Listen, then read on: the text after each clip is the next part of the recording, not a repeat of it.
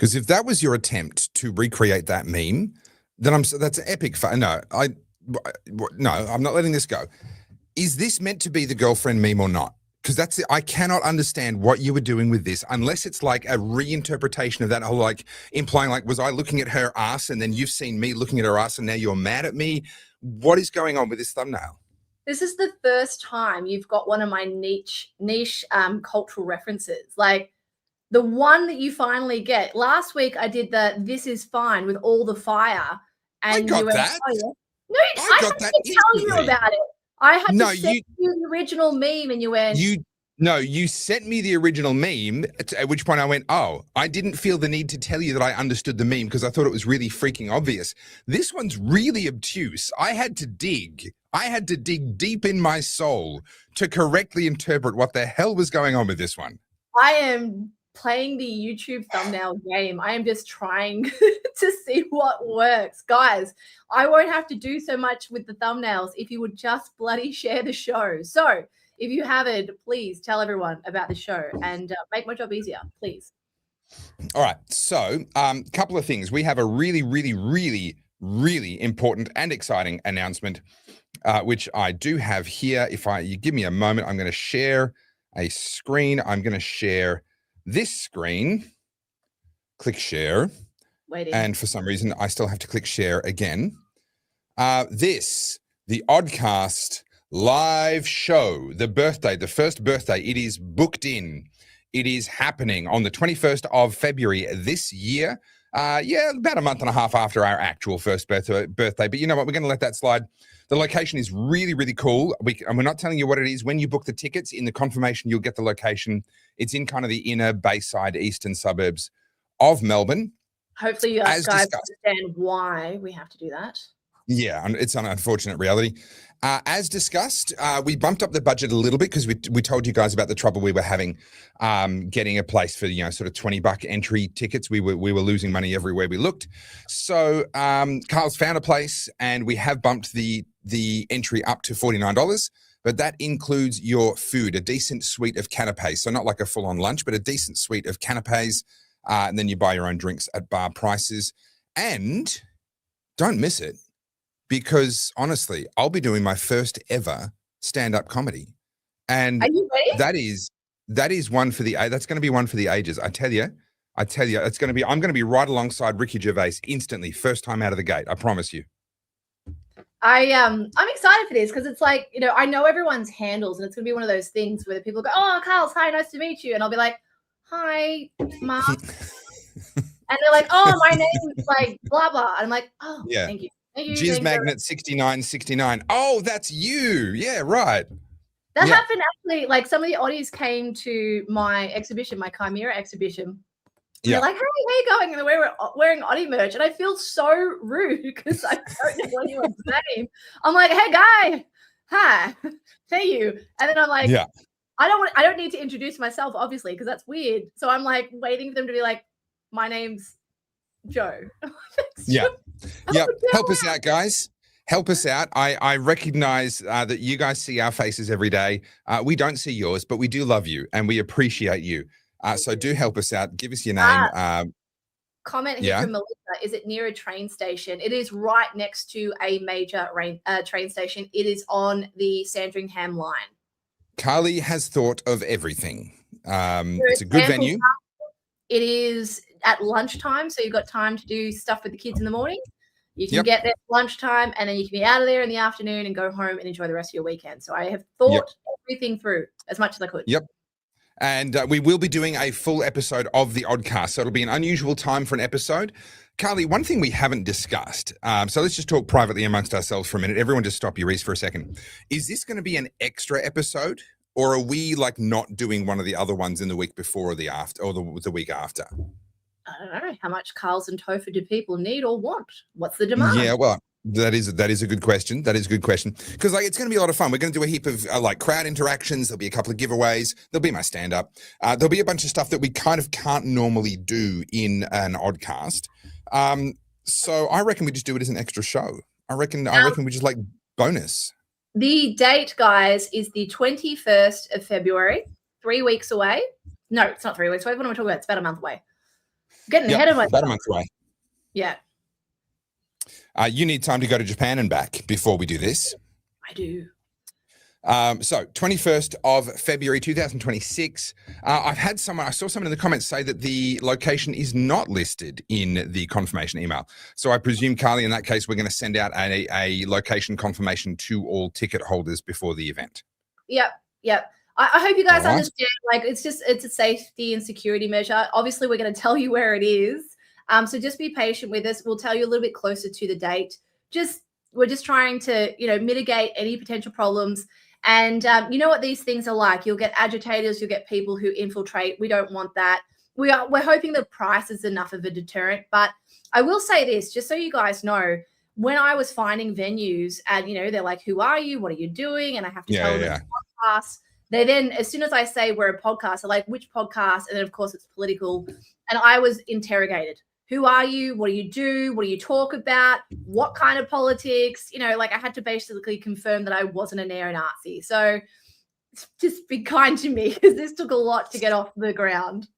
Yeah, there's a reason for the delays and so forth. So it's been a lot of work, but we are going to have a lot of fun. It's going to be an absolutely awesome afternoon. And not only are you going to get to catch up with us and see a show get made right in front of you and do a whole bunch of interactive stuff while we're there, you're also going to meet each other. And I actually reckon that's going to be just as awesome. I mean, it can't get much more awesome than meeting me, obviously, but almost as awesome is going to be not meeting Carly, meeting each other, meeting all the other oddies, like-minded people. What if people meet their significant other? What if they come to the Oddcast first show and they're like, we're playing Cupid? What if you fall in love with someone other than me? I mean, it's miracles do happen. Miracles do happen. Right. Have you started your stand-up thing? Is it all planned? No, I've been working on it. I'm pretty happy. It's going to upset a few people, but it wouldn't be funny if it didn't. It might be my first and last. I don't know. What if you bomb? What if everyone's like, all right. So I've had to think about that, because that is a real possibility. Like, I'm not magical. I can't guarantee it. I have done a lot of emceeing over the years, which means that I have a lot of time. An MC doesn't have to be a comedian. That is a different thing. Like when you say, hey, I'm a comedian, it's like, be funny or else, right? There's a different kind of attitude and relationship. So I think we just need to schedule my stand-up segment in like the last hour of the show so that everybody's drunk enough to find me funny. That's sort of that's my defense mechanism, number one. Number two, I have done a lot of MCing, and I've dropped a couple of pretty good funnies along the way as an MC. So I reckon I'm not going to bomb, but beyond that, it's anybody's guess. I will admit I'm more nervous about it than I thought I was going to be. Yeah, that's normal. If you weren't nervous, I'd say you're not trying hard enough, or you're not pushing hard enough. Man. Probably.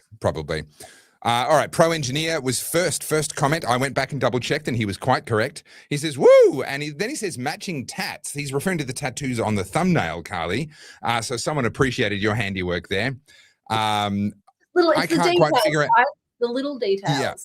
Well, he didn't get the reference, though, because he says, I can't quite figure out what Carlz is mad at, though. Topher looks intrigued. I got the reference. Pro Engineer, I hope that our little conversation earlier helped you out with that one. Lisa Sleep 520, thank you very much for the super chat. That's very, very kind and a great way for us to kick off the show. No comment or question, so I kind of normally, if you give us that, we'll sort of have a good chat about whatever it is that you've brought up. But thank you, really appreciate the support. And Ricky Hammer, I'll have to see if Boss Man will let me stay down in Melbourne in my truck for an extra day. Definitely try and make that happen, Ricky, because it'll be well worth it. That afternoon's going to be a lot of fun. Can I start the show off with just something that I thought would be really funny? Because something that we've been talking about regularly is what is going on with women, right? We've been talking about this. We've been talking about woke women, and I know we try and keep this as Australian as possible. I'm just taking my bracelets off so I don't bang them around on the table. We try and keep it Australian-centric, but obviously anyone that's watching what's going on in the States right now with ICE and all the protests. Oh, yeah. Keep on, I see it on Instagram, I see it on YouTube, I see it on X, is like all of this footage of these women who are so far out of their minds, just screaming, going crazy. And, I'm going to play devil's advocate because, it is easy to make fun of these people. Of course it is, because it's so outrageous. What do you say? Like when you see people just screeching and shaving and saying absolutely ridiculous things. But there's part of me, like, I mean, obviously I'm a woman, just so you know. Hang on. Nope, Wait, sorry, what? I thought I was being a misogynist pig and doing a podcast with another bloke. Yeah, that's it. How dare you? I've been catfished. I've been catfished, I tell you. Isn't it funny when a woman infiltrates the podcast space, but it's not the wrong kind of woman? Have you noticed that? It's like, oh, we want a woman, not that one. Not that one. Not that one. Yeah. But, you know, I've been thinking about this and I want to write a video on it. And I've stumbled upon a new idea, but, you know, this is still marinating in my brain. There's a new sort of, I'm going to call it a renaissance of the female archetype. If we look back to the Middle Ages and we look back to the actual Renaissance, we had. You mean when you were a kid? Yes, back in my youth. You did just turn 40. I'm allowed to do that to you now. I'm actually old. I get to be cranky. This is fantastic. This is verifiably true. Carly is old. I am a cranky old 40-year-old woman. I'm middle-aged. And no kids. I get to call you a spinster. Oh yes, I can call you I have someone in my life I can call a spinster. That's excellent. Because I'm not single. Why not? The spinster's single. Oh, you're not married though. You're not married by the standards of the day when the word spinster was kind of in the culture. I'm gonna use it. I'm gonna do it. I'm giving myself permission. Well, it's funny you say spinster because this is something I'm quite fascinated on. You know how people like, oh, you can't stereotype people, that's racist or bigoted or whatever. Right. Humans have to stereotype. That's kind of how we do. We have to put people in pigeonholes. And like I said, you go back to the Renaissance period, go back to the Middle Ages, you look at the way we talked about women and particularly documented women, right? You had the hysterical woman, that's more 1800s, 1700s. You had the witch, the woman that wasn't conforming, therefore she was a witch. You had the spinster, all of these kinds of things, right? You had the princess. Yep. Now we're seeing a new version of archetypes emerge, and none of them get along. But I think you could attribute this to a curve. Now, kind of like the whole hot and crazy spectrum. Are you familiar with this? The hotter someone is, the crazier they are. You can't want someone in the middle. No. The crazier you will allow them to be, the crazier you will put up with. Yeah, true. The hotter they are, usually more crazy. It comes from How I Met Your Mother was how it got popularized. I don't know if that's where it originated, but that's where it was popularized. Yeah, I think Barney said it. Anyway, I would argue these new archetypes do exactly this. So at the top of that curve, the crazy curve, you would have the progressive, right? The gender non-conforming, non-binary, septum piercing, blue hair stereotype. And obviously I'm stereotyping to be to make it really clear for you guys. And then under that, you have the leftist. And what the differentiator between those two is, the leftist hasn't quite conformed to the uglification of women. You know, they don't have the shaved head or the colorful head or the crazy piercings, but they'll wear the rainbow lanyard. They'll have pronouns in their bio, but by all the symbols. Yeah, they still look like, you know, a woman because they're kind of sitting the fence, right? And then you keep coming down. There's a few of them, but you would have like the nonconformist, which is me, someone who doesn't like being pigeonholed. And then you keep going down to like trad wife. You'd have the girl boss. You'd have the fitness influencer, the OnlyFans girl. These archetypes. And what you have, if you put them on a thing, is just how crazy they've gone and how kind of captured by their emotions. And I also wonder if you could directly pinpoint on there the uptake on SSRIs, the uptake of ADHD, self-diagnosed kind of mental health things. And then also the way they participate in traditional culture. And then, like I said, this is just something I'm sort of building out now. But going and having a look at these ICE women, they fall into two categories. You have your progressive leftists, or you have, I should say, your ultra progressive, and then you have your leftists. These women, I would dare say, fit into those two categories. And if you look at the way they're so unregulated with their emotions, they're mostly unmarried, or if they have children, they've abandoned them. Like the Renee Good one's really fascinating. We haven't talked about this on the podcast yet, have we? No, we haven't. It's been on my mind. So I'm not going to comment either way about the shooting. Everyone's had their say on that. I think a loss of anyone's life is terrible. I don't think we want to be killing. And I'm just as a side note, I'm particularly fed up with just seeing death on my Instagram or my ex.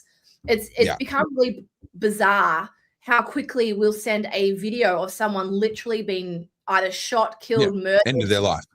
And that's the moment someone's life is taken from them. And we're just so desensitized to it. Like whether it was Charlie Kirk or that poor girl on the bus or Renee Good, like anyone's death to me is like, I don't know if we should be broadcasting that so nonchalantly. So readily. But with Renee Good, right? So obviously straight away, polarized, straight away, everyone had their narrative, off it goes. For those who don't know what I'm talking about, the left obviously are calling this state-sanctioned murder. And the right are saying, like, you know, she was shot because she was impeding federal law enforcement. Either way, or more specifically, because she drove in a way that that a law enforcement officer might have felt was threatening. Yeah, exactly. But what's fascinating about this is how quickly that narrative needs to be shaped. So she's a woman, right? All of a sudden, the left know what a woman is, right? Up until that point, we don't know what a woman is. But when the woman suits the narrative, then we're definitely going to talk about it being a woman. And she was a mother. Now, what is the one thing the left had demonized the last 20 years? Oh, yeah, motherhood. Right? Motherhood, wanting to look after their children. Yet when it's politically convenient, all of a sudden Renee Good is painted as a mother because she has a child. Who thinks about this? That child so she had two, I think, and only one of them was in her care. One of them was living with the father because the new, I'm going to call her a wife. They weren't actually married. Renee's new partner, a butch lesbian, enjoyed putting out her cigarettes on Renee's children. That conveniently gets left out of the story. If you go and have a look at Renee Good's criminal record, there is child abuse charges, and there was a what do you call it? Like when the child's taken away? Yeah, like a child protective services kind of intervention. Yeah, because the woman who was also at the protest put her cigarettes out on Renee's children. So I just find it really interesting how these female archetypes are being weaponized in the media. And like I said, I don't quite know how to articulate this yet, but I actually think this is kind of the crux of what's going on. Somehow women's natural empathy has been weaponized. And I think there is no clear example of this than what I'm about to play. So I thought this just embodies everything that I've just said. Let me just pull this for you. We can all enjoy this together. So I'm just going to. I think the word enjoy was in air quotes.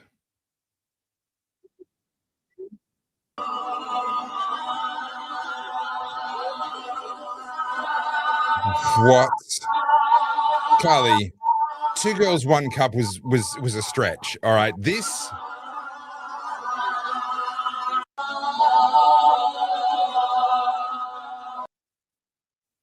What? Guys, what point do they think they're making? What's like in their minds? What is this about? This is how I got onto this whole archetype thing. I'm like, what happens to a woman where she starts to behave in the masculine in a way that's so ridiculous and obscene, but it feels justified? And I honestly, the only answer I can come up with is that when you have weaponized that empathy to a point, there's nowhere else to turn to. All of that internalized maternal instinct has to come out somewhere, right? They don't have kids. They don't have a partner. So it's coming out on the social justice issue. So whether it's trans rights, Black Lives Matter, or now it's the migrants and the ICE crime, the federal ICE agents.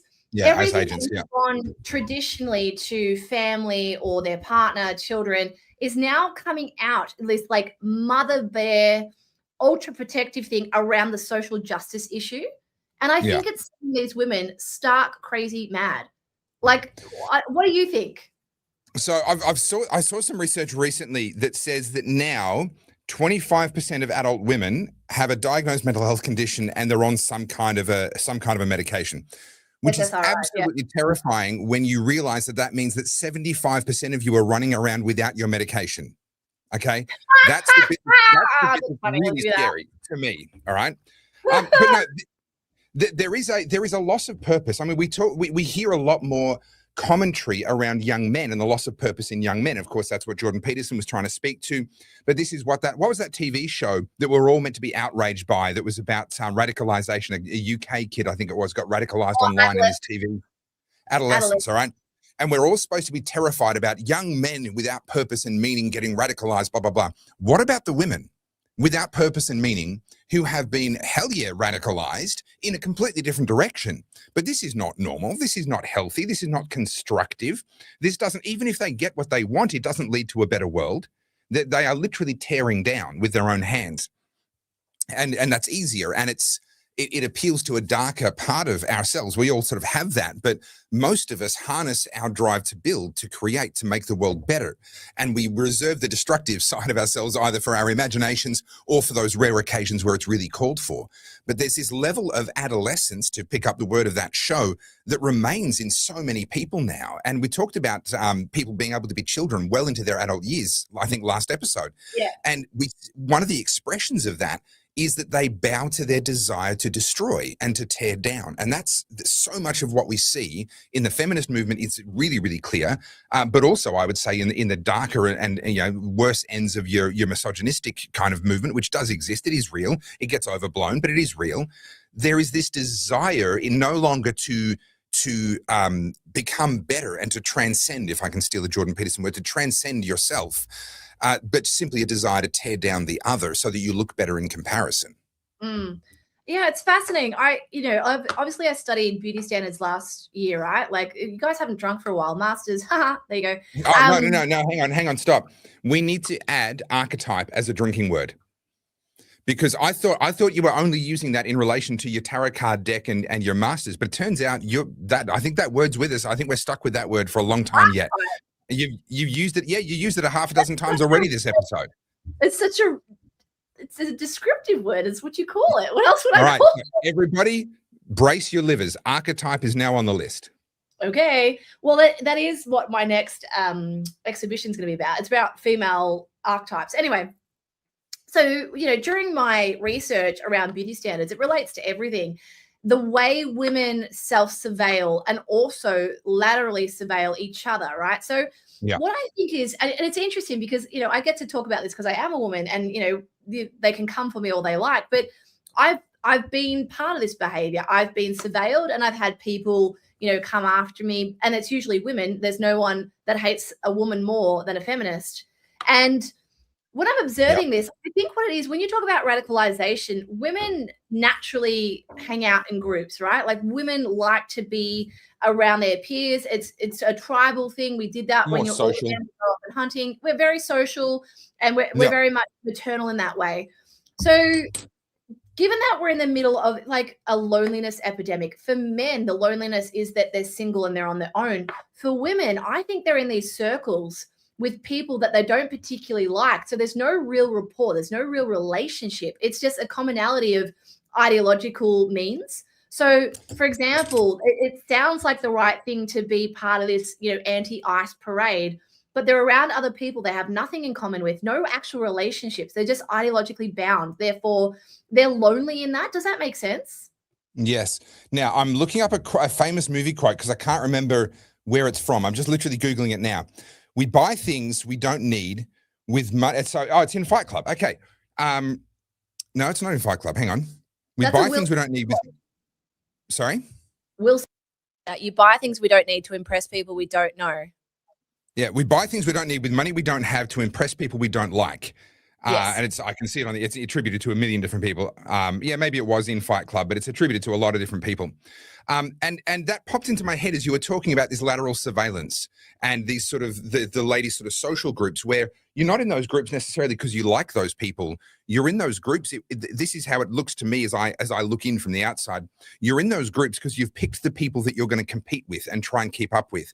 And when you get to a girls' get together and you see that, Shirley's put on weight and Candace is going through a breakup and, blah, blah, blah. Like you want to feel better about yourself, but it's better in comparison to that group.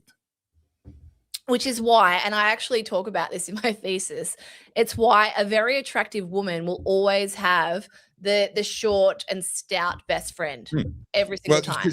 Because you need the fridge to protect the snacks, right? That's why when they go to the club, That's why they have that. They've all got that friend. No comment. I did a post today, actually. That was what was playing when I logged on before. And it was around a picture I saw of an influencer, right? And this influencer was particularly skinny. And I just thought this was fascinating because why else would a woman post a photo on social media? It's because they want validation. Whether or not it's a polarizing photo, whether or not they get good or bad attention, attention is the most valuable commodity we have today. And it's so interesting because I think this is a real left thing because they've become so ideologically captured. There's this really binary thinking that they must adhere to, even though they hate binaries. And the second you detour out of it, it's cataclysmic to them. They cannot possibly conceive nuance in these situations. So I'll give you an example. It was a photo of this very thin woman in a bikini. And the commentary under it was like, basically, she's too skinny. As a mother, that's dangerous, yada, yada, yada. Women talking women shit. But at the core of that, these are the same women who say, you know, beauty standards are patriarchy. It's men's fault that we're doing this. The reason I brought this up is that, you know, this culture war is predominantly led by women, and it's women enforcing it on other women. And I think men, for the most part, they're not allowed to say anything because they're sure, like, you know, there'll be misogynists. But if you look at what's going on, and this brings me to the next thing I want to talk about, in Amsterdam, some of you guys may be across this, it wasn't meant to be a social experiment. It was meant to be a showcase integration of diversity. Do you want to fill people in while I pull it up? Oh, look, I only know the very highest level stuff, but before we get to that, we've got over 600 people watching. I want to bring this back up before we get to some darker topics. Guys, the birthday party is on, and you need to buy your tickets because they're already selling fast, and there are only 200 of them. I have dropped the link into the comments a few times, but if you go to topherfield.com, go to the shop, go to all the products, you'll find the Oddcast live show ticket. Tickets are $49. That covers entry, but it also covers all your canapes and sort of your light snacks. If you want to buy a meal, that's a separate thing, but there will be finger food and so forth included in the ticket. Drinks are at bar prices. We can't afford to pay for your drinks, guys. We know what you're like. $49. It is on the 21st of the 2nd, 21st of April, 2026. And you need to get your tickets because they're already starting to move now. The email's just gone out. It's going to go up on the Discord for all the hardcore oddies. We've got 600 people watching now. We're going to end up with over 1,000 people watching by the end of the show. And honestly, just 100 people buying 2 tickets each, and we're sold out. It's gone. So, head over to topherfield.com. Yeah? I cannot add more people, unfortunately. 200 is the maximum capacity of venue. That's the venue. And we looked at bigger venues, and it just made it exponentially harder to find a place with a bar in the room, with the parking, with all that stuff. So, guys, it'll be in the Bayside inner east suburbs of Melbourne. We're not releasing the exact location till closer to the date, but it is on the 21st of the 2nd, 2026, 100% confirmed, 200 tickets only. It's going to be a fantastic night. So guys, get in there. I think we're approaching 10% sold out, and we literally just announced it, 28 minutes ago. So get in there while you can. All right. Let's bring it back. Scroll up. Thank you. Can we appreciate the artwork? Come on. It's awesome. It's awesome. Yeah. On the car, the DeLorean. Beautiful retro. So can we talk through some of the references in here, because it's not just all one thing, is it? The DeLorean's obvious, Back to the Future. The sun. Where did you get the sun and the concept of the color scheme from? It's Miami Vice. So this is about retro and just nostalgia for a period when the world felt a little bit more sane. That's where it sort of came from. And I'm going to say, deliberate or not, all the stars and things just bring a little element of Star Wars nostalgia in there as well. I'm just going to throw that in there, whether you meant for it to be or not. You know what I get out of this? I get California Games. You remember the like really early or relatively early computer game, the California Games had the music playing and you do like the surfboard and whatever. That sun, I reckon California Games had like the stripy sun, but the stripes got thicker as it went down. There's something in that artwork that makes me think California Games. It's just really warm and fuzzy. I really like it. It was meant to be nostalgia. Shame about these 2 hideous people in the middle. But besides that, I think it's really lovely. Yeah, I just thought it'd be fun. You got to have some fun with this stuff, and I get to indulge my like inner child whenever I do this stuff. But anyway, back to more serious stuff. Did you see this graph? This is doing the rounds. This has gone around a few times now. Okay, so hang on. Are we moving on to the Amsterdam thing, or are we still on this? We're going towards it. We're edging towards it now. Yeah, the partisan gap between young men and young women almost doubled in the past 25 years. I am across this, not necessarily in depth with the research, but I'm aware of what the research says. So basically, if you look at this graph, right, so it was relatively normal and it ebbed and flowed about the same time. So at around 2000, I'm going to say 2006, it became quite close. You can see there. And then it widened again. It seemed pretty similar the whole way through. And then around 2015, you can see things start to go quite left. And then all of a sudden, like from 2020, it goes super far left.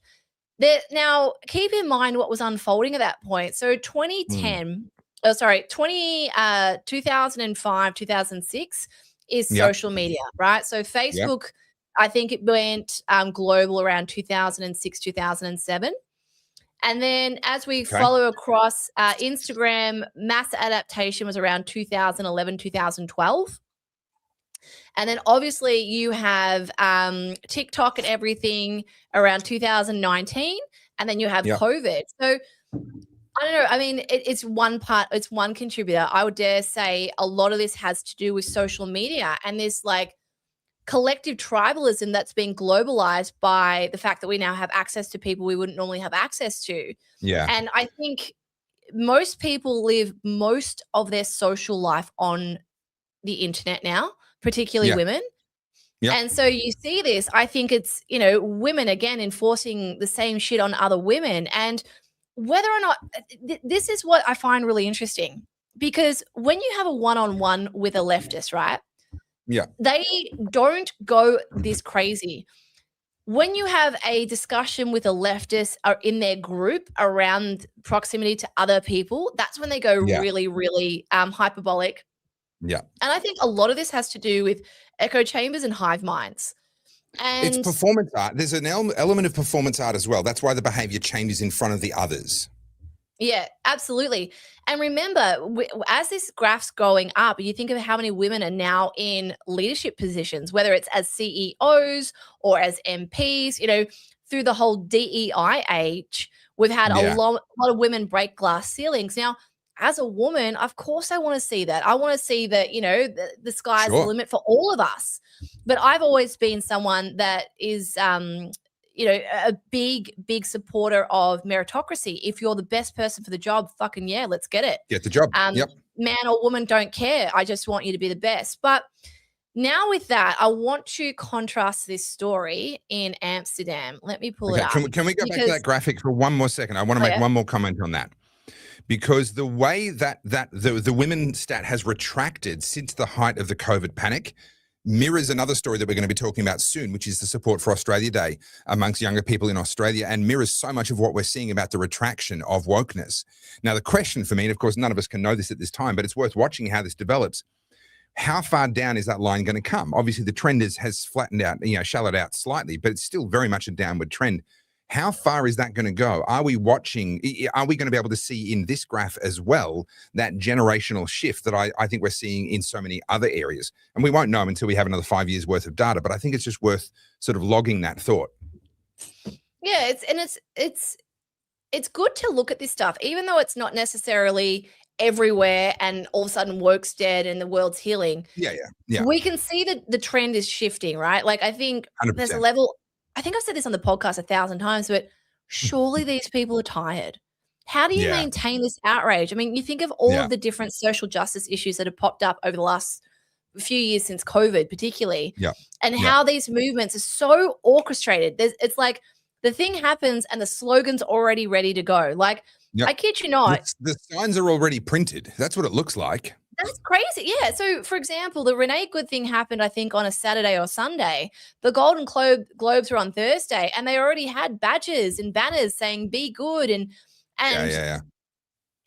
like the conspiracy theorist in me is like, I'm like, hang on a minute, is this planned? Is this orchestrated? I don't know. That's too quick.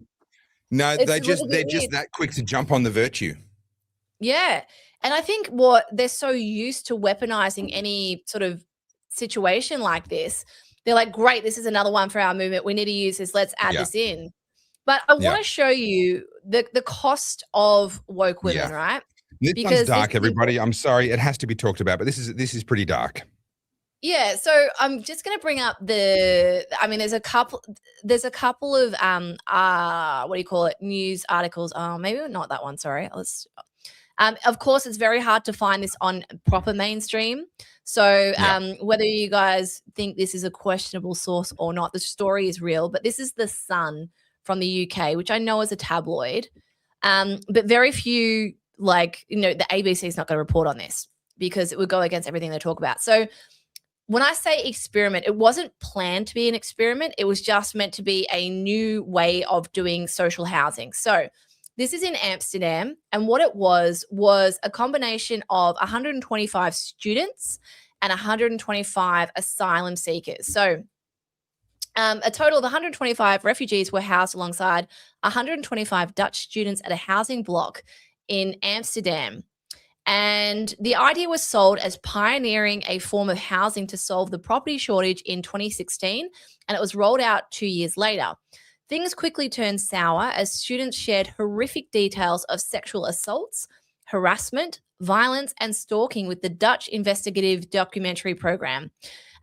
Former residents have filed over 20 reports of sexual assault and violence in the past 18 months alone. These offences are alleged to have taken place as early as 2020.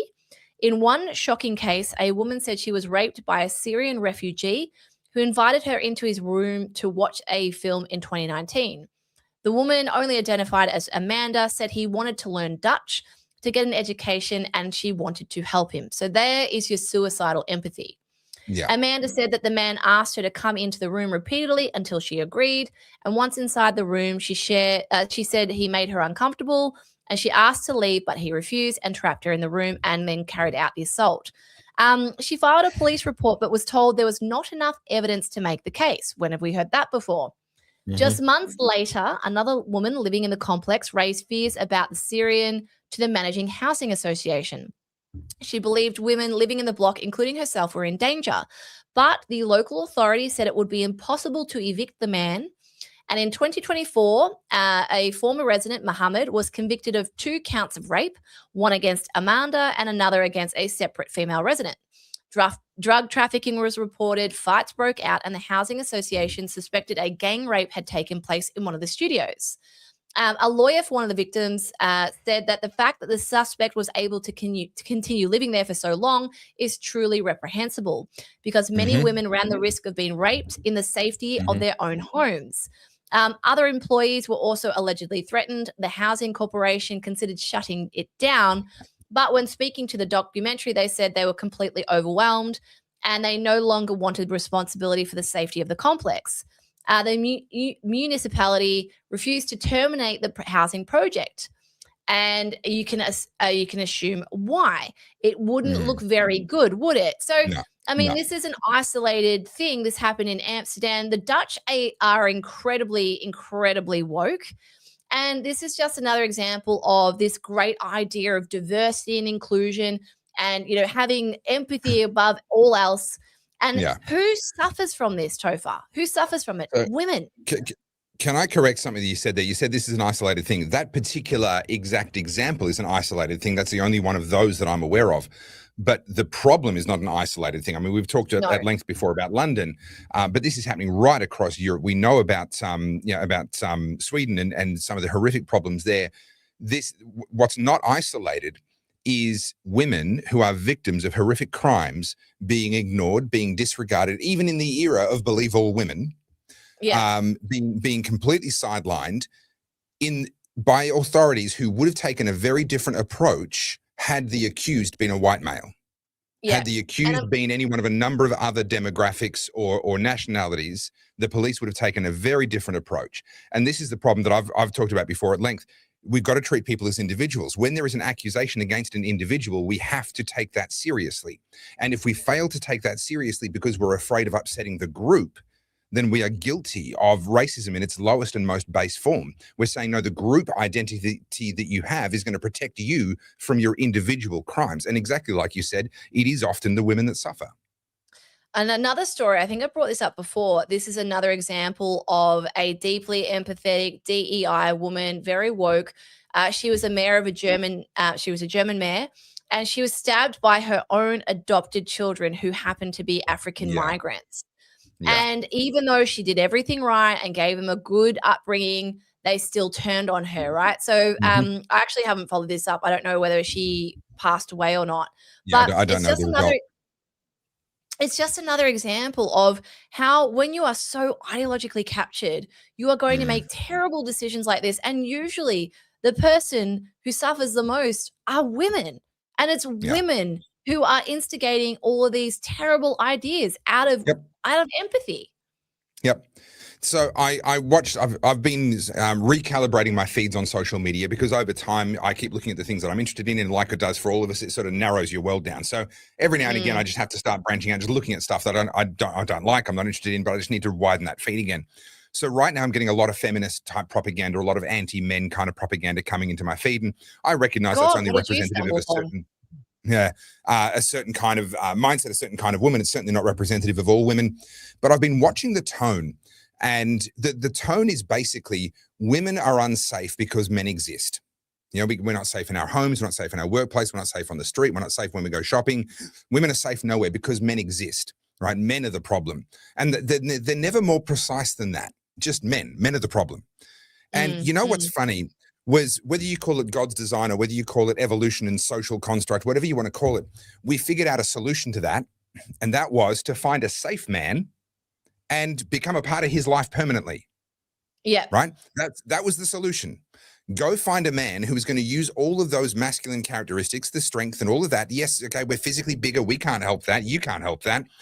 Go and find a good one, or at least one that you believe is good, and attach yourself to him. And if you discover that the one you're with is bad, go to some of the other men and get their help, because most men will want to protect you. There is an instinct built into men, for most of us, that we will protect a woman. If there's a woman in trouble, we will protect her. And the problem is there's a small number of predatory men who cause all of the problems. And as a result, now we've got these feminists saying, oh, all men are like this. And they're just painting with this incredibly broad brush. And like you said, these women with their suicidal empathy and these liberal ideals, like what you showed on that graph a minute ago, they are the ones driving a lot of this stupidity. And in the end, it's the women. Surprise, surprise. They're not protected by good men because they're, feminists try and keep them away. There's no such thing. And then where do they go? Where do they end up? Yeah, and you would have seen this as well. I'm just trying to bring it up. The Supreme Court case that's currently happening in America. Have you been following this? Which one? There's a bajillion of them. Yeah, no, this is with SCOTUS. So this was hilarious. I'm just trying to pull it up now because this sort of ties into it. So obviously Supreme Court, the highest court in America, right? It doesn't get any bigger than that. They're contesting the state legislation around banning trans women from female sports. And basically, the lawyer who was, I always forget which one it is, but the lawyer who's pro-trans rights couldn't define what this was. And I've got to bring this clip up. So I've got to find it, because when you hear this woman speak, you will sort of just go, right. So the oral arguments, here we go. All right. While you're looking for that, I'm going to touch on this super chat for just a second. Phonic Photon, this is a great question. I want to come back to this a little later because we're going to talk about the polling with One Nation and also this legislation, the hate speech legislation that's in front of Parliament. That's all on the list for this week. So that comment will tie in very well when we get to that. So hold tight there, Phonic Photon. Hopefully you can stick around. Have you got it? Yeah. All right, more super chats.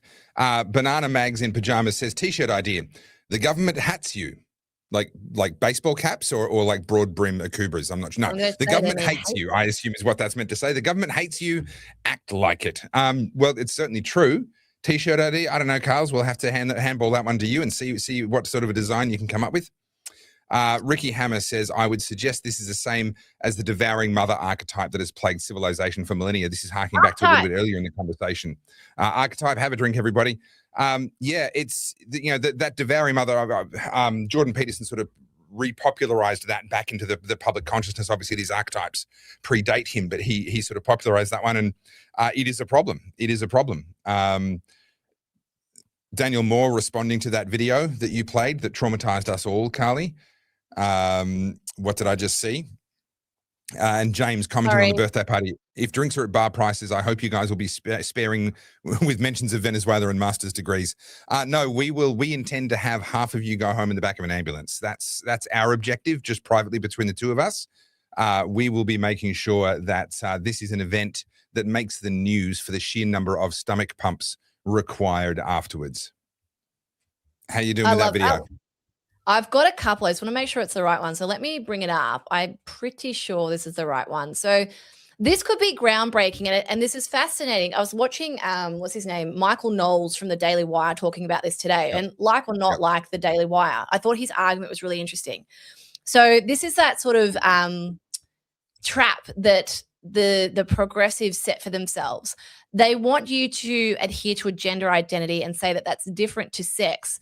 But to say that there's a gender identity, you have to be able to define sex. So this case that's currently in front of the SCOTUS is talking about, is it constitutional to ban trans women from female sports?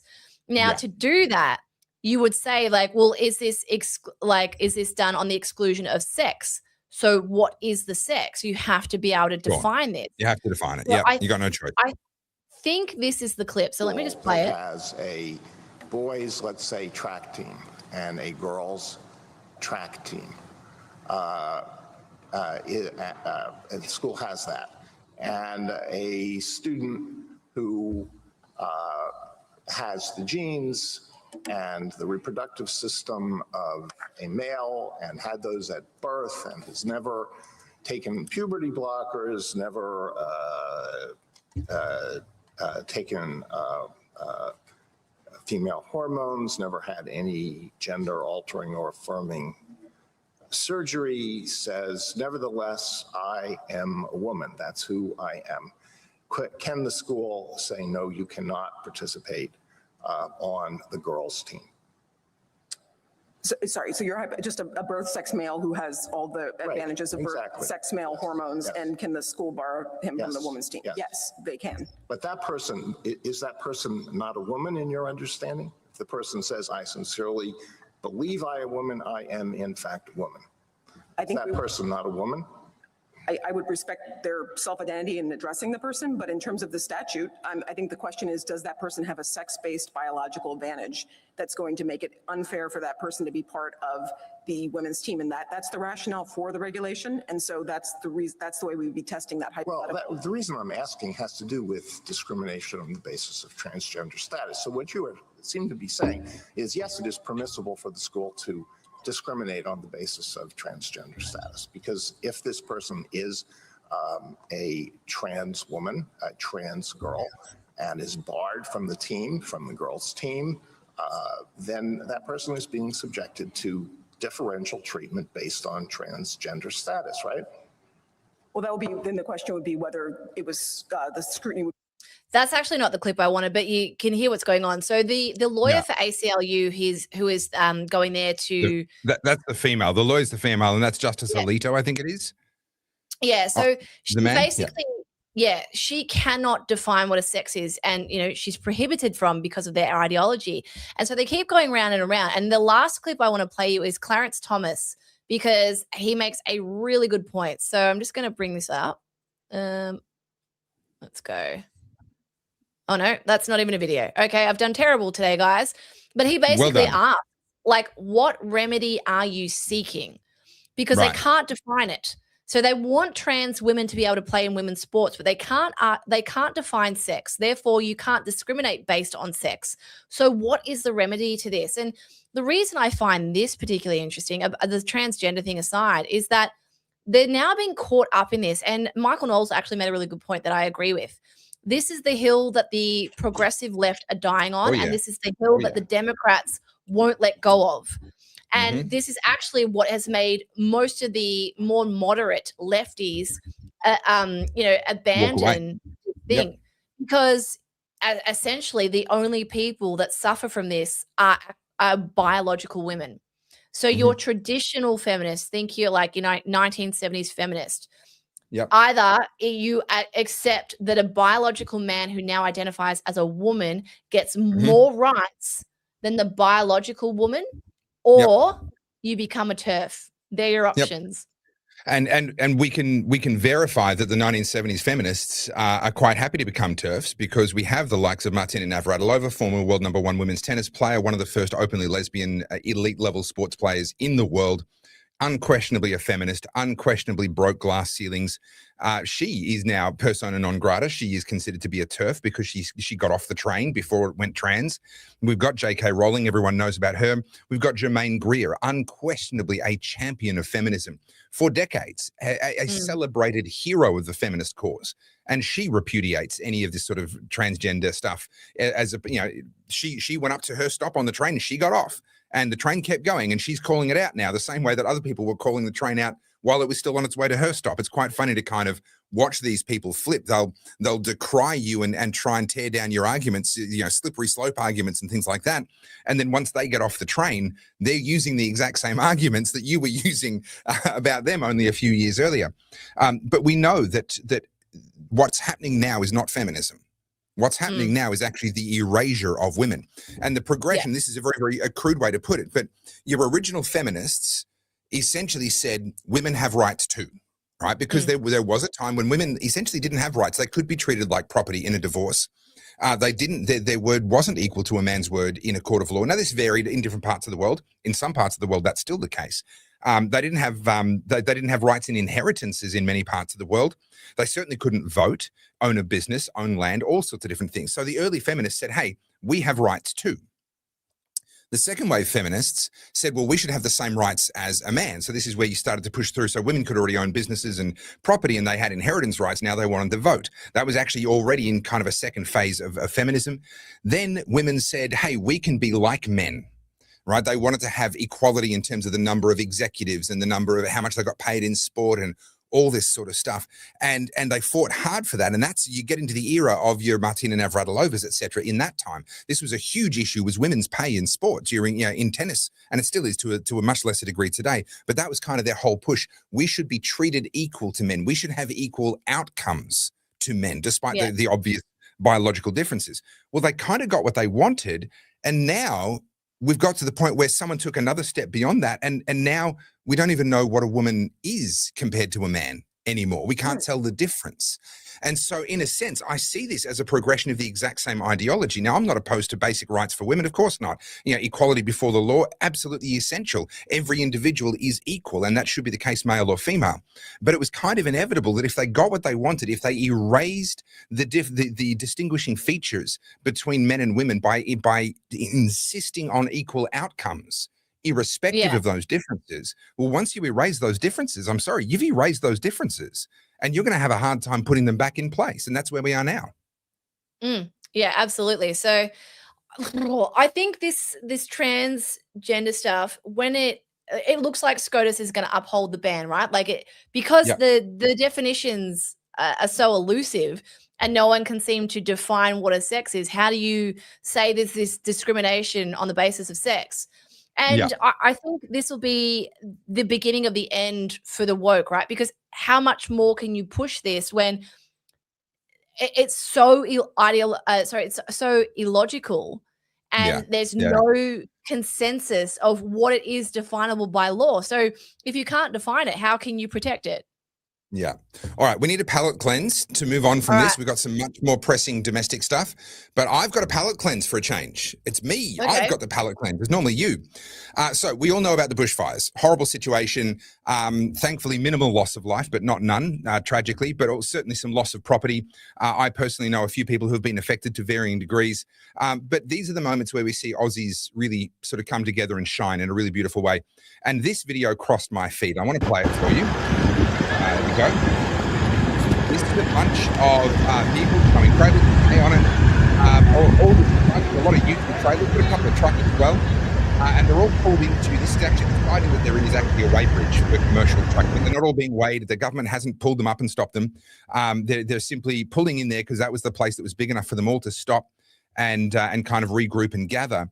These are people of their own free will grabbing hay off their own property or hay that they could get from somebody else donated, and they're on their way to the fire-affected farmers and properties to make sure that those that have surviving cattle, surviving sheep, etc., have feed for them. And I just think this is a really, really beautiful part of Australia. Not the physical place, but the people and what this represents, and the way that Australians come together in moments like this. That just makes my heart sing.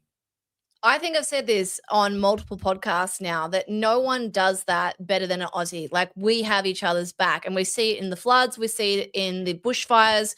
When Aussies need to, we will bend over backwards to support each other. And I love that about Australians. We are always willing to help out a mate. And when the government gets out of the way and you let the Aussies do what they do best, it's a beautiful thing. But the problem is the government always gets involved, and then they regulate everything, and then they try and keep us divided. But I think like that alone just shows you it's so inherent in us. We do care about each other, and 100%. When push comes to shove, no one was asking you what your pronouns were. No one was asking you if you're a liberal or a right wing nut job. Like, no one was calling you a cooker. When when true problems strike, or natural disasters or whatever, none of that shit's relevant. None of it. Yep. No, I think it's a beautiful thing. Australia's an amazing country run by imbeciles. All right. So we got a couple of other stories that we want to get to. Do you have a preference? I've got the video of Pauline Hanson. So do you want to go there? All right, so let's go to polling first. Let me, I've just got to unshare. Well, let me do this one more time. We've now got nearly 900 people watching. Guys, the first birthday party is confirmed. It is happening on the 21st of the 2nd, 21st of February this year. It's going to be in the inner east Bayside suburbs of Melbourne. We're not giving away the location just yet, but it is booked. And we are going to do an episode of the Oddcast live on stage in front of you, interactive with the audience. There's going to be a couple of giveaways and a bit of other nonsense. I'll be doing a bit of a stand-up comedy, and I saw someone made a comment. Here we go, James Bennett's. I just booked, and then I heard that Topher will do stand-up. I'm now considering a refund request. No need to request it, James. I've already forced through a refund, and your name will be on the door with a picture saying, "Do not let him in." No, I look forward to seeing you there, James. So Tickets are $49. That covers your entry, but it also covers canapes, light refreshments. Drinks are over the bar at bar prices. You'll organize those for yourself, and we will make sure that the drinking game is going to be lively on the afternoon. Don't you worry about that. So maybe consider taking public transport. There is a train station right outside the event. So guys, you need to head to topherfield.com. I'll see if I've still got it saved in my computer. Yes, I do. All right, I'm just dropping the link into the chat again. Where's that going to go? That's going into, if I go across to live, it's going onto YouTube. So if you're watching on YouTube on either the Oddcast HQ or on Topher Field, you should have a link now that you can check it out on. I just realized it hasn't gone out on my Facebook. Yeah. I can tell you guys now that we've sold almost 100 tickets already. So yeah, it's going nuts. So guys, get in. Click that link. Someone says where? Sydney, Brisbane. It's in Melbourne, so inner eastern Bayside suburbs of Melbourne. So you'll need to head down to. Is this in some sort of left wing city that I'm too normal to visit? Yes, unfortunately, it is. The risk of Melbourne trains. Lots of people. Can you change the date, please? I have my gender reassignment surgery on that date. Oh, you guys are funny. All right, so that is coming up. So guys, get your tickets. They will sell out pretty quick. I'm going to be promoting them, assuming that they don't all sell out tonight. I'll be promoting them on my videos, etc. We expect they're going to sell out pretty quick. So make sure that you get into that. Now, let me get rid of this. I want to show the poll before we get to what Pauline Hanson said, just to give context. So I've got a tab open here, this one here. All right, share that and put it on the screen. Thank you. Now, it's going to be a little bit small, but this is the actual the Australian page for the post. This is their official poll. The headline news is on the right-hand side here, where my cursor is. Coalition got 21%. One Nation got 22%. Now, this is first preference intention. Who are you putting the number one next to? Now, what's really funny to me is that a lot of people online are pulling out this two-party preferred result, 55% to 45%. Notice who they pitted against the ALP against in their two-party preferred comparison. Still the Coalition, despite the fact that actually the opposition now is One Nation. right? So actually they need to run a two-party preferred comparison of Labor versus One Nation, not Labor versus the Liberal Party. Now, when the previous poll, Demos AU, came out with a poll a couple of weeks ago, they did both. They ran two-party preferred Labor versus Liberal, and they found Labor winning 52% to Liberal winning 48%, losing 48%. And there's always some variance between the polls. You were somewhat dubious of that report too, because it was too early after Bondi. Is that correct? No, you've always got to allow like a 4% margin. I always want to see 2 or 3 polls confirming. And so I would say, if this was the first one, I'd be similarly cautious with this one. But this is now the second major one that's come out and really reaffirmed One Nation are level with or ahead of the coalition. So, but what they found with Demos AU was when they ran Labor versus Liberal two-party preferred, Labor won by the 52% to 48. When they ran it, Labor versus One Nation, it was a 50-50 dead heat, because people preference differently, or the preferences flow differently depending on who you actually run it against. And so we're going to end up in a situation, I believe, in 18 months' time when this next election happens, that actually it's going to be a Labor versus One Nation contest in many lower house seats. Whether it'll be enough for them to win government is anybody's guess at this point. But I think there's going to be a lot of lower house seats that are actually going to come down to a race between Labor and One Nation. One Nation, Pauline Hanson should now be referred to as the leader of the opposition. That's what the polling is now very clearly saying. They don't have many people in Victoria, do they, coming up for the November state election? Do they? I actually don't know. I haven't really followed them at a state level. I do know that Ricky Lee Tyrrell was elected into the Victorian State Parliament for One Nation, but I'm not actually aware of how strong a ground game. I know Victoria is one of their weaker states from a ground game and a membership point of view. And to be honest, it's probably going to remain one of their weaker states compared to, say, Queensland, New South Wales, Western Australia, etc. But I don't know. I mean, it's a huge job to run a candidate in every seat and to have the volunteers handing out how to vote cards, the members in the branches. They're now setting up a branch structure. That's a huge reorganization. They've got a huge job ahead of them. So I'd say the momentum is with them. It's theirs to capture, but whether they have the organizational horsepower to capture that momentum, that's now the question over the next 18 months. Yeah, I'd be curious to see how things start to play out as we get closer to November, because I mean, we know the Liberal Party here in Victoria is weak as piss. They're embarrassing, and it's going to be a Stephen Bradbury if they happen to somehow get it off Labor. What I'm curious to see is just how quickly that sentiment shifts. I mean, obviously Victoria is going to be a tough one. It's the wokest state. It's the most progressive state. But when you see just how bad things have gotten here, it's diabolical. And it's a combination of state-run policies and also federal. But you got to ask yourself, if people who are living in Victoria aren't motivated to get this current government out at all costs, I'd be curious to see how it plays out on the federal stage as well. Keep in mind, even in Victoria, they ended up voting in a majority against the Voice. And this is a really crucial thing. Polling bias and the self-selection bias of polling is a problem. And when people believe something really passionately and they believe that they're oh so virtuous, they are more likely to respond to a pollster than someone who knows that they're in the minority or believes they're in the minority and knows that other people might be angry at them if they were to say whatever it is that they believe. My wife and I saw this when we were in the US in 2016, not long before the first election of the 3 that Donald Trump won. And we were in parts of the US and we would talk to people. And we noticed that if they were a Hillary Clinton supporter, they would find a way to weave it into the conversation. It was like being a vegan. They found a way to tell you that they support Hillary Clinton. But then there were other people who wouldn't say anything at all. Yeah. And the assumption is, maybe they're not very politically active. So we began to ask them. We had to be careful. But if we were in a restaurant and we're on a table and there's not too many people around and the server's been really nice, we would sort of say, hey, what's with all this politics? Like, we're from Australia. We don't have a dog in this fight. Like, we play the outsider card.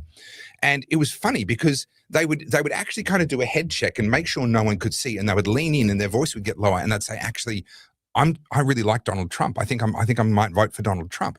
But it was that low voice thing. They weren't shouting it and they certainly weren't leading with it, whereas the Hillary Clinton supporters were.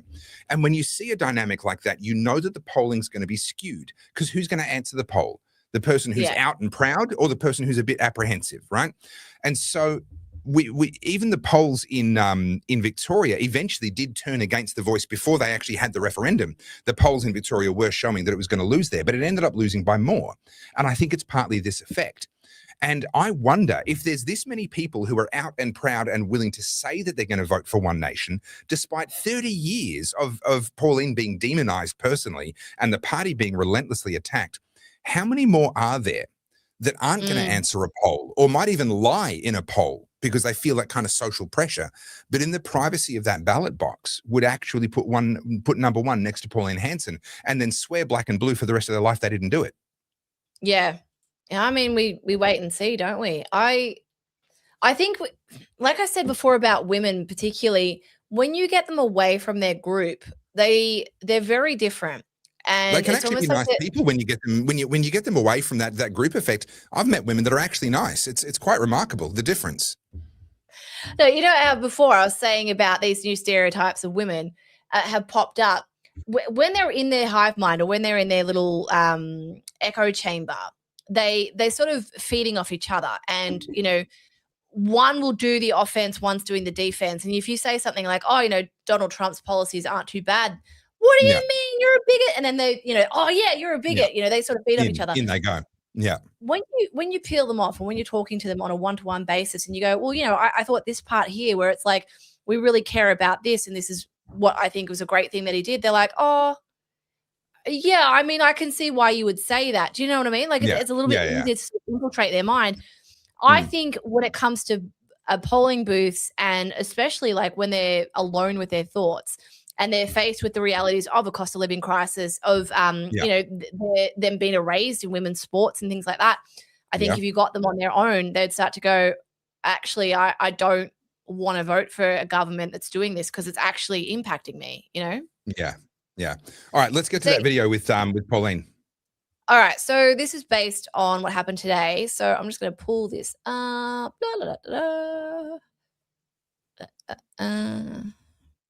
Go X. All right. This is going to happen a lot too, as well. Truth Oz says, "Mum hated Pauline for years. Now she has magically always supported her." That's going to happen a lot. Bandwagoning. Yeah. Oh, 100%. 100%. All right. So I watched this same news conference. I'm going to let you play it. And then I'm going to draw attention to something that I think is really significant. And I'm going to telegraph it by saying, I've been asking the question, who is going to lead this party as the alternative prime minister? Right. Pauline's in the Senate. And yes, it's a convention that senators can't be prime minister. It's not sort of set in stone, but nevertheless, it's a pretty solid convention. And I don't think Pauline's suited to being the prime minister. And I think she knows that.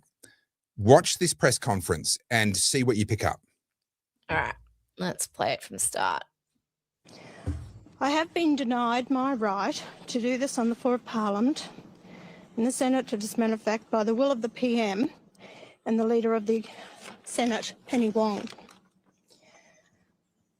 Also, on behalf of my colleagues and fellow members of Parliament who are with me today, I want to thank the Australian people for their support and confidence. They are now advocating for One Nation. This is the first poll in Australia's history that another party is polling higher than one of the major parties. I am proud to acknowledge One Nation is polling higher than the Liberals. Thank you. I have been denied my right. Oh, it stopped there. Okay. Sorry. So she then takes. No, that's okay. Is that the end of that video? It is. Let me see if I can find the rest of it. Hang on. No, it's okay. Okay, so I'll just tell you. So they then go to questions, and they ask her some questions, and she answers them. And I was listening carefully, and the question I was asking myself was, is she Prime Minister material? Not for me, but for the average person. Can the average Australian tolerate her as Prime Minister? And I think the answer is no. And the reality is, if she runs as the prospective prime minister, even out of the Senate, and they say, hey, we're just going to break that convention, it's not that big of a deal, that's not going to bring new votes. Anyone that would vote for Pauline as prime minister is already voting for One Nation, whether she's the prime ministerial candidate or not. They need to pick a prime ministerial candidate who brings in people who wouldn't vote for Pauline. They wouldn't want to make her the prime minister, but they would support the party under different management. So what happens is they then get to a question, was someone in the media scrum asks a question about whether or not they're going to essentially how they're going to go filling out the seats and becoming a party of government, how they're going to go about, are you going to get new people from the Liberals defecting? How are you going to go about this massive job that you've got that I mentioned a minute ago of reinventing themselves and preparing themselves? And she says, actually, I'm going to let Barnaby take that question. And she steps aside and puts Barnaby in to answer that question.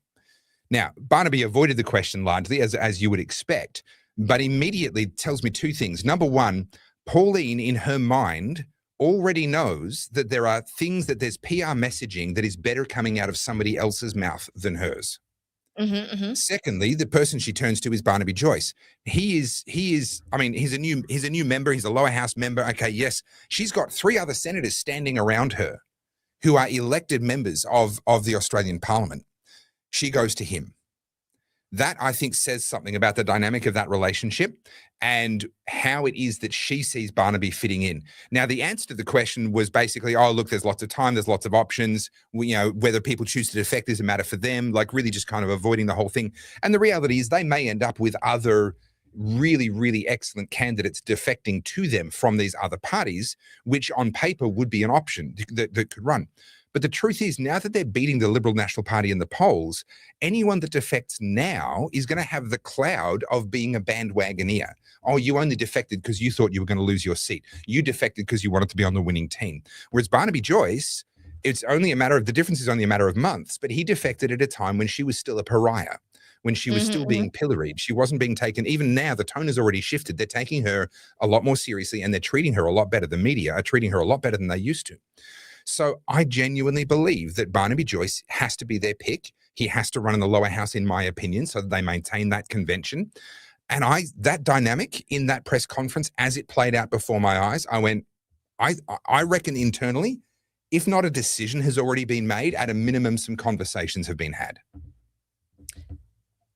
Sorry, there's a lot of commotion going outside my window. What I'm excited to see is the relationship to Pauline Hanson, what's her name? Fatima Payman, Marine Faruqi, and Penny Wong, and all those guys who, remember it was months ago when Pauline wore the hijab again, and there was all of this vitriol from all the Green senators saying this is outrageous, it's racist. I truly do wonder what will be the rhetoric now, given that they see the polls. So up until that point, the Greens would have thought that, because they're aligned with Labor, most people lean left, most people are siding with their views. I think post Bondi, and now seeing that the polls are shifting so much towards One Nation, they have been saying that it's just right-wing extremists, it's just the fringes, seeing this happen. I think people are now going, I'd be curious to see what the Greens are going to say. Yeah. Sorry, did I say? So I want to draw your attention. I want to draw your attention back to this Australian poll, because have a think about how different the media coverage would be if instead of One Nation overtaking the Liberals, if it was the Greens overtaking Labor.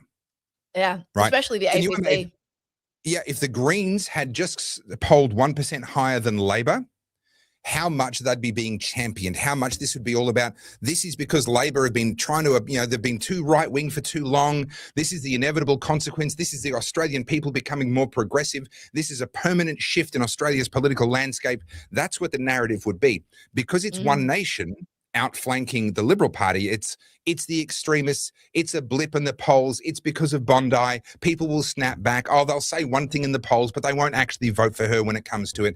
The narrative is really, really negative. Now, having said that, it's a lot less negative than what I've seen in the past against Pauline. But nevertheless, just as a thought experiment, just have a think about what the headlines would say if it was the Greens overtaking Labor. Yeah. Yep. I think, your more moderate people are starting to go, who of our political leaders is talking common sense? Who can I actually get behind? And of all of the leaders, the only one that appears to talk common sense and have a backbone at the moment is Pauline. I mean, there's a handful of people in the Liberal Party. Hasty is a good example, just the price.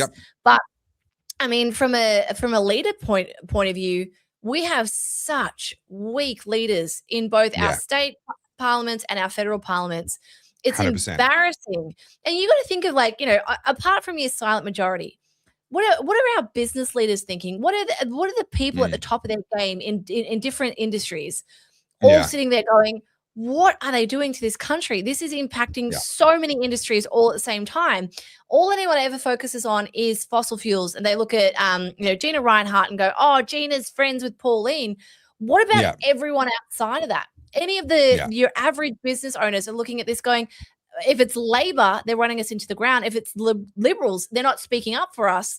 The only people who seem to be speaking up for us is Pauline. Yeah, exactly. All right, we've got a couple of other topics we need to get to, but I'm mindful we've now got 1,000 people watching, and there'll be a few people that haven't seen this yet. So apologies to those of you that have, but I want to give everyone watching tonight an opportunity to grab some tickets before they sell out. The first birthday of the Oddcast has now been set. The date is the 21st of February this year. So coming up in, what's that going to be, 4 weeks' time? Just over 4 weeks' time. It is in the inner Bayside suburbs of Melbourne. Location has been booked, but we're not publicising it yet. Obviously, if you buy your tickets, you will get notified. Tickets are $49. That will cover your entry and also light refreshments, canapes. Drinks are at bar prices. We're going to do an episode of the Oddcast right there in front of you, interactive with the audience. We are going to do some giveaways and have some fun little gimmicks and some other nonsense as well to make it worth your while, because finally we have the chance to actually do something with you guys right there with us in the room. We're going to make the most of that. So I've pasted the link a few times into the comments. I guess I should probably do it again because there will be people who can't scroll back. This is the link. Get on there and buy. My phone keeps buzzing. I've lost track, but certainly a lot of tickets have already sold. So do make sure you get in there tonight and get yourself into the Oddcast. I'm just trying to scroll down and make sure that this has actually worked. Yes, it has. Good. All right. So the link is in YouTube, on the Oddcast HQ and on the Topher Field YouTube pages. Look, we're only going to turn one once. Be there or be square. Yep. Yep. And you get to say that you were there since the beginning. Yeah, I've been right there. I've been there since their first birthday bash. And look, there's only 200 people allowed in this one because that was the venue we could get. If we grow this year the way that I think we will, we might be looking for a town hall with a capacity of 1,000 people for the next one. There may never be another one as intimate, as small and as personal as what this one's going to be. So do make sure you get there. Here we go. We've got a good super chat here. Hypothetical, what would the poll look like if the Nationals and One Nation were a coalition? So it's really hard to say because the Nationals only run in a minority of seats. They deconflict with the Liberals. And so on paper, the Nationals percentage is actually really low, but that's because they only run in a certain number of seats. In theory, it would probably shift the needle by about 4 or 5%. However, there's a lot of bad blood between the Nationals and One Nation right now. I think that One Nation will stick with the Liberals. They'll go down with that ship for at least the next election. After that, we'll see. Loyalty in politics. If you want loyalty in politics, get a dog. It's certainly not impossible that they would switch, but I think with the amount of bad blood that exists between the parties right now, I'm going to say this isn't likely to happen for the upcoming election. I think you'll just see, exactly like you said, a lot more defections, and more so just because seeing a whole bunch of Liberal senators leave in Victoria as well, I think people are just done. We like to look at all politicians as fundamentally evil. I would argue that most of them come into it. I mean, not all. I'm painting with a broad brush, but I think the majority of people that come into politics do so because they feel like they can make a difference or they could do something. Yep. And then they get in the system and they get in the swamp and then everything changes. I mean, I'll give you an example. In Victoria, we've got Nicole Werner. She is a Liberal. She's a new Liberal. It's her first time in Parliament. And the content she's putting out is absolutely sensational. And this is what we want from our politicians. We want people who are out there, pointing out the ridiculousness of their policies, pointing out how much money they're wasting. I mean, she did one recently talking about Jacinta Allen's personal cabinet and how she has 20 social media advisors. Actually, I'm going to play it for you because I think this is what we want to see from our politicians. Let me pull it up. Just peeling back the curtain a little bit and giving us a bit of an inside look into that world. And mocking them the way we as Aussies would mock them, like we're looking at this going, this is ridiculous what's going on here. And to see that coming from a politician, I mean, she's also a millennial. She's a young mum. So she's speaking our language. So let me pull it up. Here you go. It was her most recent one? This one. Have a look. 20. That seems like a lot. Yeah, we sort of just kept adding them. What do they all do? Well, see, this one, he organises the nodders. The nodders, you know, the people who stand behind at press conferences and nod along. Sounds a bit unnecessary. What about the other 19? Well, this one manages the Premier's Instagram and Facebook ads. So we spent about $220,000 on them last year. Probably going to increase it next year. All on the department credit card, of course. $220,000. What's she advertising? Mostly photos in high-vis standing next to government projects. That is insane. What about this one? Well, that one tells the Premier when to say no comment. You need a person for that. No comment. Okay, what about this advisor? Hard hat compliance advisor. He makes sure that in every photo, the Premier's wearing a hard hat, even if it's indoors. Of course they do. And this one, that one refreshes Twitter all day, so we know exactly when the public is angry enough for us to issue a statement, but not enough for us to actually do anything about it. We call them the outrage monitor. Sounds busy. Very, especially with the crime crisis. Right. And this one, that one is a blame allocation advisor. So he determines whether we're going to blame a previous government, geopolitical event or weather pattern or whatever scapegoat that fits the situation. Unbelievable. So there's 20 media advisors. How many staff overall are in the Premier's office? About 83. That's more than the Prime Minister. Yeah, but the Prime Minister just runs the country. The Premier runs the state of Victoria. So how much do these staff cost the taxpayer every year? Roughly $19 million. $19 million. Yeah, that is good. That's the content I want from my local MPs. I think that's sensational. Yeah, no, that is good. And I'm mindful actually of, was it Utopia? I know Utopia was like a planning department. What was the one that was set in the Premier's, in the Prime Minister's office? It was Rob Sitch and a bunch of those guys. It was very, very good. I'm sure everyone's probably shouting it at me in the comments. Guys, if you know which show I'm talking about, shout it at me in the comments. I'll scroll down to the bottom right now. It's actually very reminiscent of that kind of humor. And it's funny that, yeah, it's just an MP can do it in her social media now. It used to require an ABC budget to be able to produce that sort of stuff. Gosh, what is that show? The Hollow Men. The Hollow Men. Look up The Hollow Men if you've never seen it. It is such a cutting Australian, Hollow Men, this one.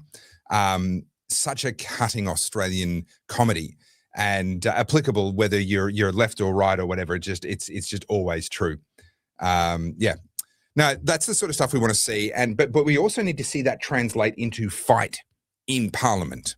We can't just have it be, I'm getting clicks, I'm building a following for my post-politics career. We need to see that translate into real fight in Parliament. And if you don't mind, I'm going to segue because there is a big fight in Parliament going on right now. And that is over this disinformation bill. That was the last fight.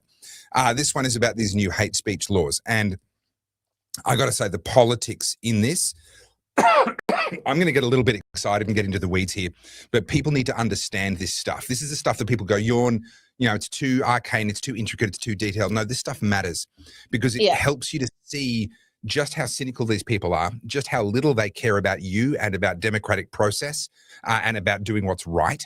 And it helps you to highlight it to others and help others to see. So Albo wanted to ram through a bunch of reforms, some to do with speech and, these sort of criminalizing hate speech. If someone is made to fear harassment, then you should go to jail. He also wanted to outlaw a bunch of groups. So he wanted to be able to just ban entire groups. That appears to me to be a pretty transparent attempt to make sure that the White Australia Party never forms. I've got no love for the White Australia Party, but I don't think we should be doing that to just destroy political parties before they even exist. But nevertheless, that's what he wants. He also wants reform to immigration policy and for the minister to have more discretion than he's already got. And he also wants to have reforms around gun laws and get funding for his gun buyback. These are four distinct things, and even within them, there's there's multiple things going on. These should be four separate bills because he's reforming four entirely separate areas of law. But he put it together in what's called an omnibus bill. Now, I don't think this should be allowed. I think that they should have to vote individually on each law that they want to reform, but it is allowed. And the reason they do this, they bundle it all together, is because they're trying to wedge the opposition. So, for example, the opposition might say, well, we don't support the reforms on guns, but we do support the reforms on hate speech. So now we've got to decide, are we going to vote for all of it or against all of it? And no matter which way we go, we're going to have voted against something that, and we would have voted not according to how we wanted to vote. And our base is going to be mad at us, right? So your objective is to put together an omnibus bill where your base will be happy with all of it and their base will be happy with half of it. Right. And so that way you unite your base around the omnibus bill and you divide their base. That's the game. It's cynical, but that's the game. That's why he put the omnibus bill together. The problem is it backfired. So the Nationals came out. David Littleproud, to his credit, I've got very little nice things to say about David Littleproud, but to his credit, he came out strongly against the gun side of things, saying we're not going to support this. The Greens had real concerns about the speech side of it because it was actually going to criminalize a lot of the things that they'd said and done in the various rallies and protests that they'd been a part of. So they looked at it and went, uh-oh, this is going to be a bit dangerous for us. And so actually by having everything jammed in together, he lost the support of the coalition and he lost the support of the Greens. Now, at that point, he still has an option available, which is to split the bill. So that's what he's done. So it's kind of when you bundle it all together in an omnibus, you can't lose. Right? Your worst case scenario, you get forced to split it back up again, which is what he's done. And he's split the gun stuff and he's split all the immigration and the hate group stuff. And he has had to drop the speech stuff. That's an important win. It's not a total victory, but it's an important win. All that hate speech stuff that was going to be really dangerous to you and I, Carly, as well as to a lot of other people, that's gone. So thank God for that. That's an important win. But nevertheless, what they're still trying to do is really, really, really awful. So now what he's trying to do is pass the gun stuff with the support of the Greens and pass the banning of hate groups and the immigration reforms with the support of the Liberal National Party. So by breaking it down now, he's playing the opposite game. He's saying, right, we'll team up with you over here. We'll team up with you over here. And in the end, I get everything that I want. And you guys only get part of what you want. So it's really, really cynical politics at its most obvious. Yeah. Add to that how quickly he's doing it. A major law reform by rights should take 6 months or more because there needs to be open for inquiry. There were 7,000 submissions. They opened it for inquiry for 2 days. There were 7,000 submissions. And 2 days after the inquiry closes, they're going to vote on it? Who's read any of those submissions? No one, of course. He's actually literally saying, hey, Australian people, we don't care. We haven't taken it into account. We haven't looked at it. We're not going to. We actually don't care. He is literally flaunting in the face of the Australian people that he's got power. He's going to get what he wants, and what you want and what you think literally no longer matters to him. Mm-hmm. And I love this comment here from Mike Hunt. What happens, chat, when the hate speech laws come through and they backdate it to Topher and Carl's stream and we all end up in the same jail? I stand by this. Time. We're going to have a great time, guys. We're going to be in there with some good company. Look, when it comes to this hate speech stuff, the good thing for us, not good for the UK, but we can see this happening in the UK. And again, the mainstream media won't talk about this, but I think a lot of our politicians think the Aussie, the Aussie voter base are dumber than we are. This is why they're so adamant on trying to ban X or rein X in, because I've said this before in previous podcasts, they cannot get in front of these stories quick enough because it takes them so long to react. What's our stance? What's our, what's our reaction? You just saw in that Nicole Werner clip, they have all these people who help them craft the messaging. The problem with X is that all of these stories, like this Amsterdam story, it's everywhere and everyone's already across it. The only problem about X is not enough people are on it yet. I think more and more people are joining X. But a lot of these nuanced stories that sort of paint the picture of where the UK and Europe are going aren't necessarily getting to your average Aussie voter. They're just getting there anecdotally. They're getting there, via like third and secondhand information. But I think with Albanese now and these laws, I think there's enough Australians who have seen what's going on in Europe, seen what's going on in the UK and going, absolutely not.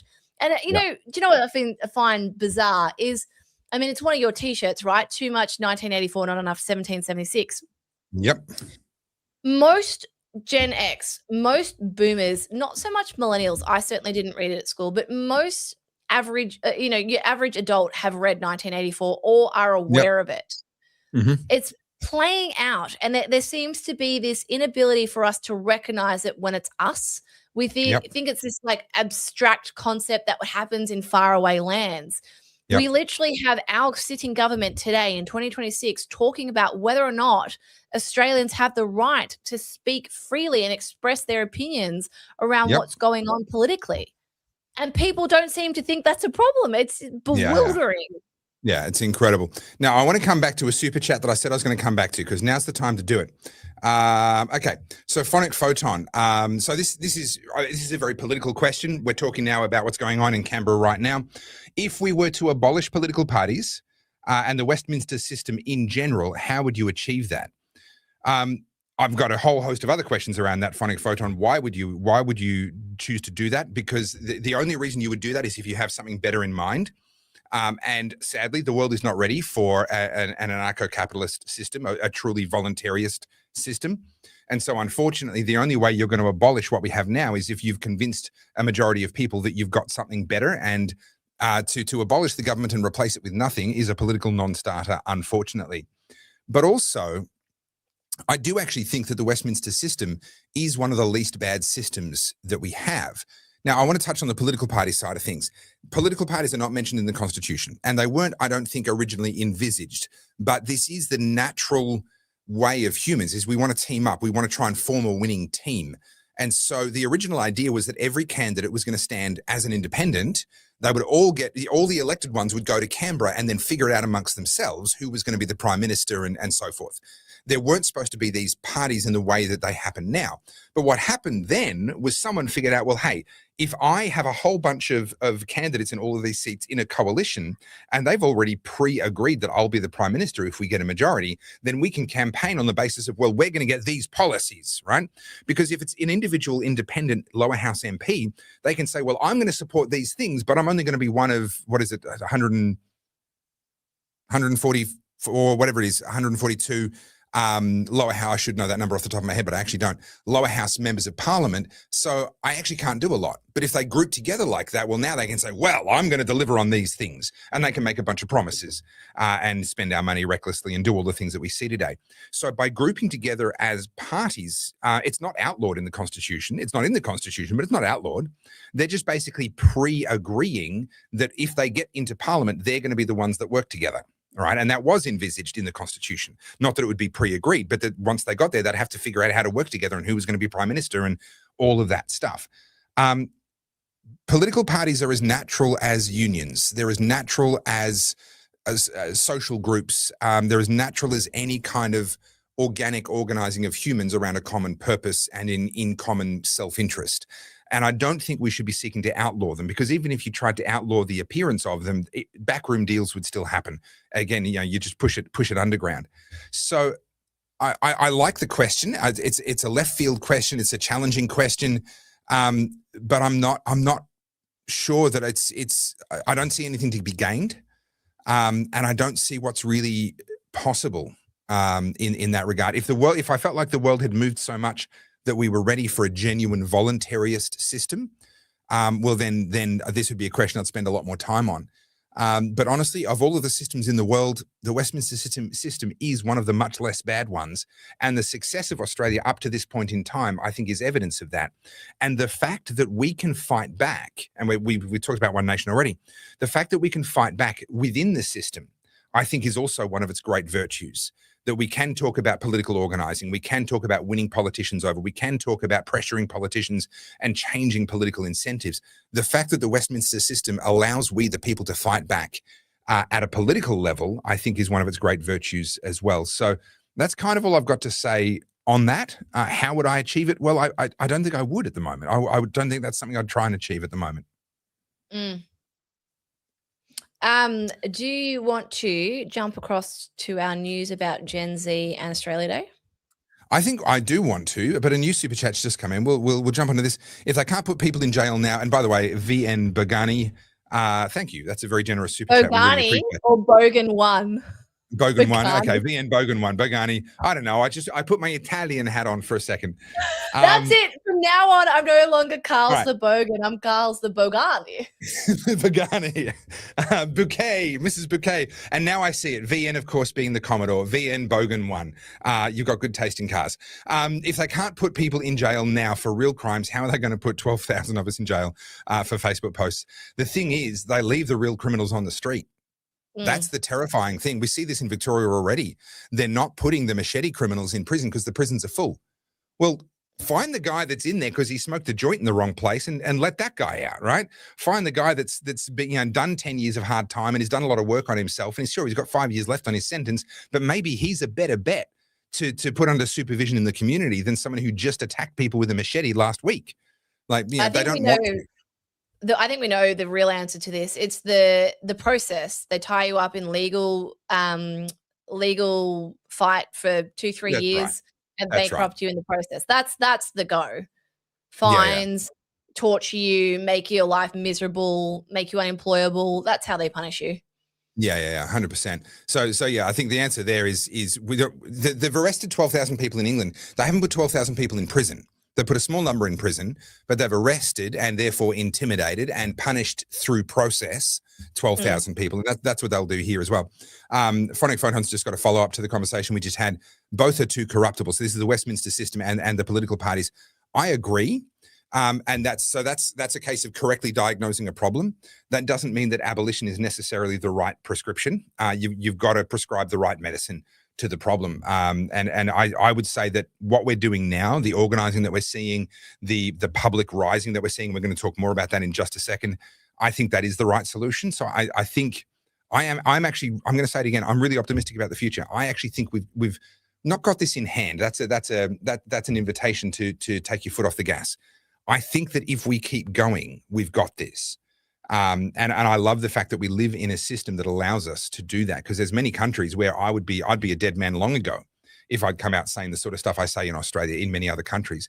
And in large part, it's the Westminster system and, in combination with our human rights heritage that allow me to do that. All right, let's get to Australia Day.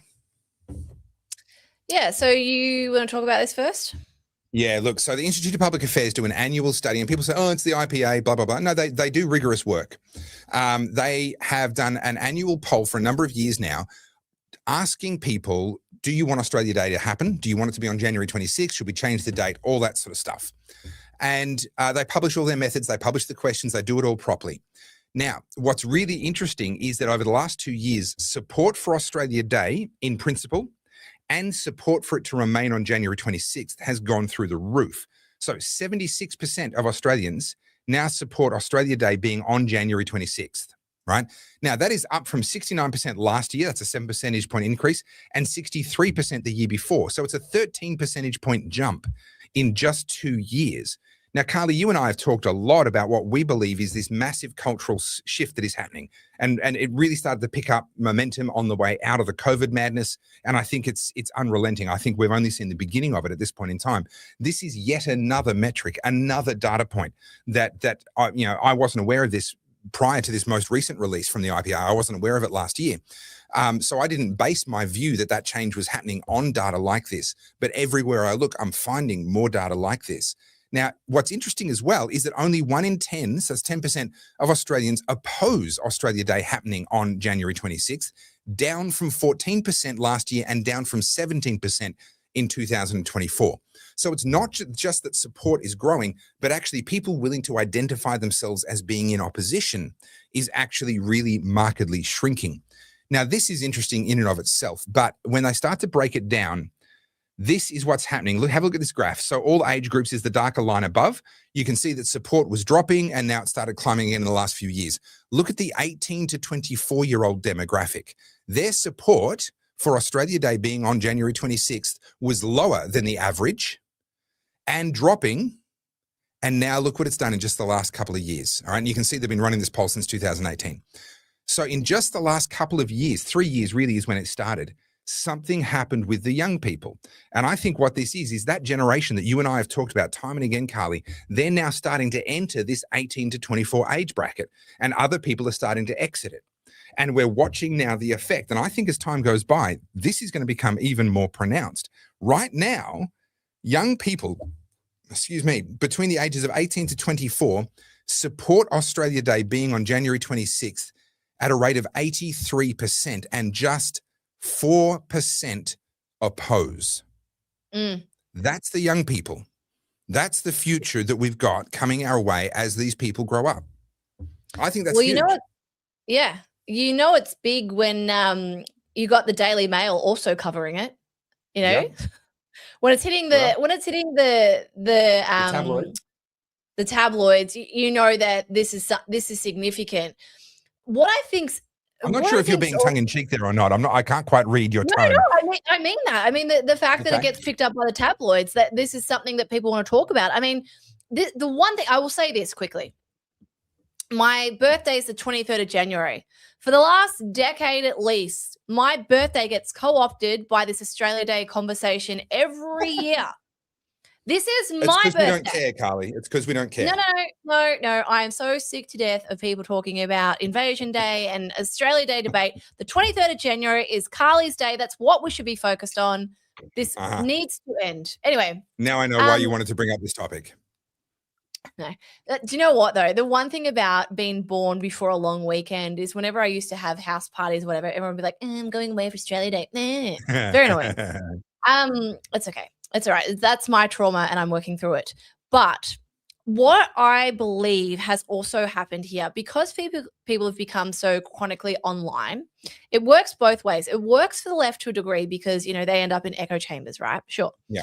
But you also see renaissance of previous cultures. So millennial core and Y2K core has been trending for the last 2-3 years. And what that is basically Gen Z cosplaying as millennials at the turn of the 90s, the early 2000s. Now, if you ask the average millennial, that's kind of their like glory years. That was when they're out partying, having fun. Now, I know Gen X did that too, but the reason I say millennials is they were the last generation to truly let go, have fun. Correct. And that was before social media truly had a chokehold on us. And what I think Gen Z is recognizing, now this is just me speculating, I haven't seen any data around this, but I see this purely from a marketing perspective. I always look at this from a more cultural trend. I think that Gen Z have become enamored with the life they never had. So, you know, they're embracing flip phones, they're embracing CDs, and all of a sudden they want to go back to analog stuff. Like, I kid you not, cassettes are making a comeback. Oh, yeah. Yeah. And the reason for this is because Gen Z is seeing a life that they were never, ever given access to. This ability to be connected to things, to have tangible things in your hand.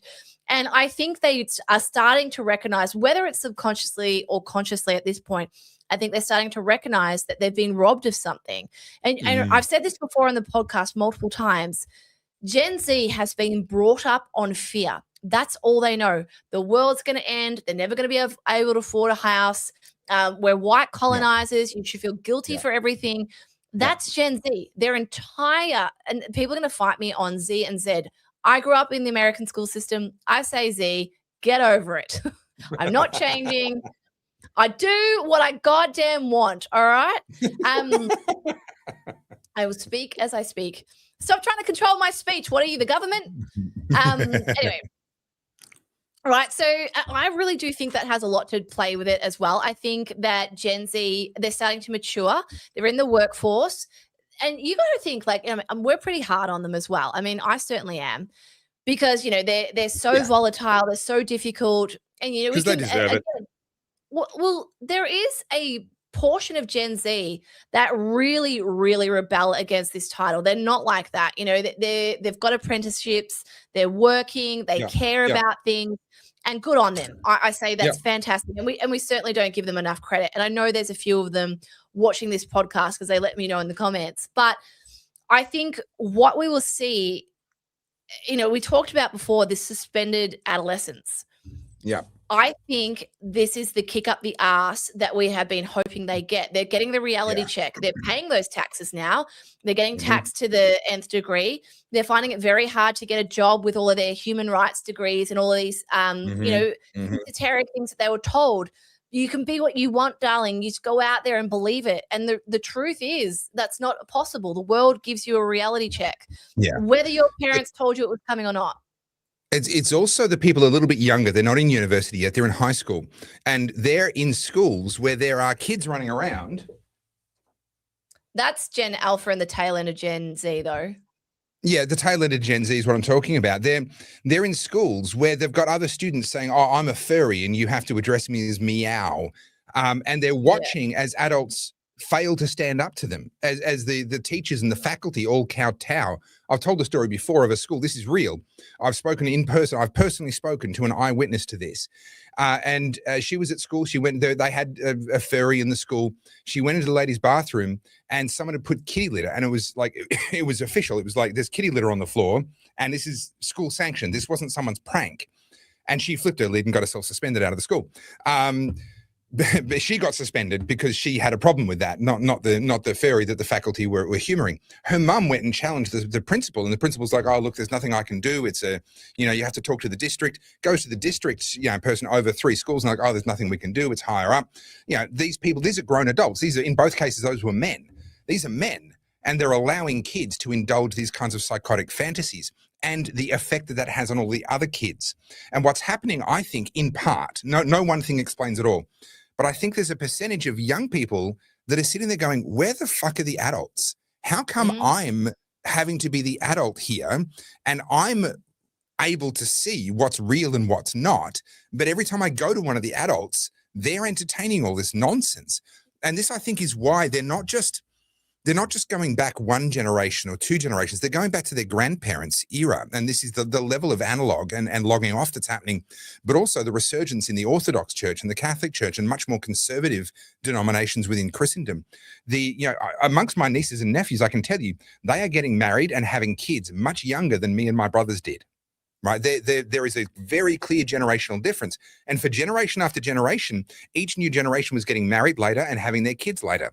That trend is reversing as we speak. There is an enormous generational shift. And this is no small aberration in the data. They fundamentally see the world differently, and they see it differently because they see the failure of how we've brought them up, basically.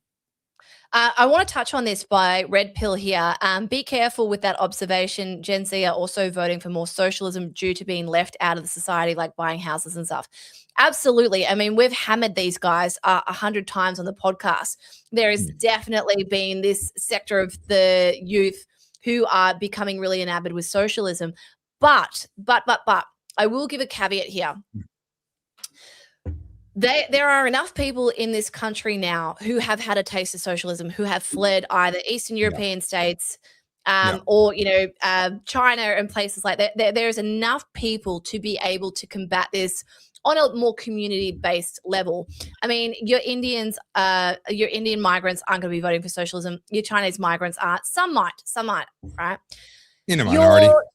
Your Gen Z that are into this and your millennials, they are the same people who would be voting Greens, right? These are people who have been told that they have mental health problems. They've been told that they're special. They've been told that they're victims. And there's a certain sector of society that will always fall for that stuff, always. And a lot of this comes down to, I hate saying this, but some people just lost causes. Some people are just no amount of support, good homes, good family could have prevented them this. And, I'll give you another example. When there's an addict in the family, even though they came from a good home, they came from a middle-class home, parents love them, they become an addict. Unfortunately, some people do fall through the cracks. No amount of scaffolding could have prevented that, right? And I know a lot of bleeding hearts don't want to make peace with that. At the core of all of this, and I always try and bring it back to this, is that the left always have this utopic view. Like, if everyone did this, this would happen. It could be perfect. It could work out for everybody. That's what socialism sells them. It will be amazing because we'll make it amazing. Mm-hmm. But at the core of all of this, at the core of wokeism, at the core of trans stuff, at the core of socialism, is this expectation that should they be given the exact same circumstances, everyone would get in line and think the same way. Human nature, human behavior shows us that's not possible. We are ultimately corruptible. And you see this with people when they're put into certain situations. Like, it's just not possible to get everyone on the same page. And so, sure, we're going to have that handful of people that fall for socialism. I don't think they are ever going to get a stronghold here like they have in New York. New York's a different beast. Do you want to talk about New York quickly? No, I want to come back to this comment because it's a great comment, but I want to make a really clear distinction here. So Gen Z are also voting for more socialism. The youngest generation has always been the most socialist. Socialism looks good to a kid. You know why? Because the family unit is supposed to be socialist. God's design for society was that families are socialist, from each according to their ability, to each according to their need. I'm not telling 2-year-olds to get out there and get a job. No, they need a socialist environment in which to survive. Going from socialist to not socialist is a key part of growing up. So it's not unusual for the youngest generation to be the most socialist. They're still children, or they're emerging out of childhood. That's always been the way, and it will always be the way. But it's not historically been normal for them to do less drugs than their parents, to do less alcohol than their parents, to do less promiscuous sex, to get married younger, to have more kids, to be more focused on getting a trade. That's an aberration. In this case, in the case of the poll that we just showed you, to be more proud of Australia. That's not historically been true for the last 3 generations before this one. So there's enough things that are changing to say this is different now. And just because the socialist thing, you're correct. I'm not saying you're wrong, but that's always going to be true. And that is a feature of childhood. My 3 little kids are socialist to the core, right? They want fairness. They don't care about what reason or explanation I have. They don't care that I'm the one that earned the money and I'm the one paying for it. They want the share that's equal, that's at least as big as mine. They are socialist to the core. And that is the nature of children. And that is actually a good thing within a family. So I don't think we can begrudge them that. But we are seeing enough points of difference that I think we can safely say at this point, there is so much data out there on so many different data points. There is a shift on, and it's massive. I think this is every bit as big as the sexual revolution was in the 60s, and it's going in the other direction. Yeah, look, I think there's an element of that, but I wanted to go over to New York because everyone's talking about Zohan Mandani, obviously, and them electing a socialist. Is there anything new on that? No, I mean, yeah, just he's come out, he's hired a whole bunch of random people, and I think a lot of people are stuck on his housing person, the woman who says that whites are the problem for housing and white ownership and all this sort of stuff. Yeah. But New York's a different one because most people who are in New York aren't necessarily native to New York. A lot of the old school New Yorkers didn't vote for him. They voted for Cuomo. Yeah. The people who voted for Zohan are uni students, people who go to New York to get their big break, to get their life. Now, this is a choice. New York is painted as this cosmopolitan city where everything can come, all your dreams can come true. It's romanticized in Hollywood, and it also hosts a whole lot of the big universities are over that way.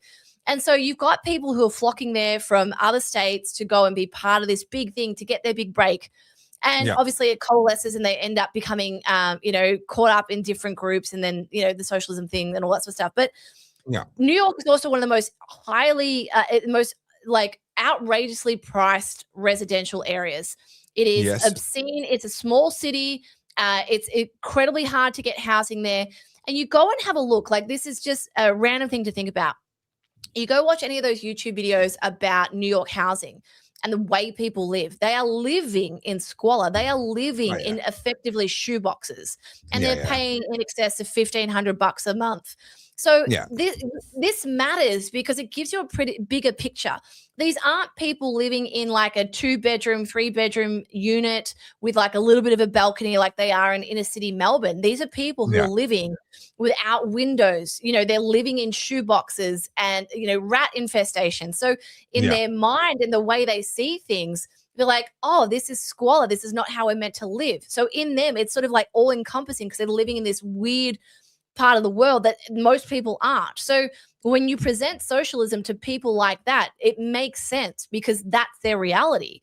And then when you get them out of that and they're in, bigger areas, it becomes a lot harder to sell socialism. So New York's an anomaly. I don't think that's pretty indicative of how Gen Z will vote.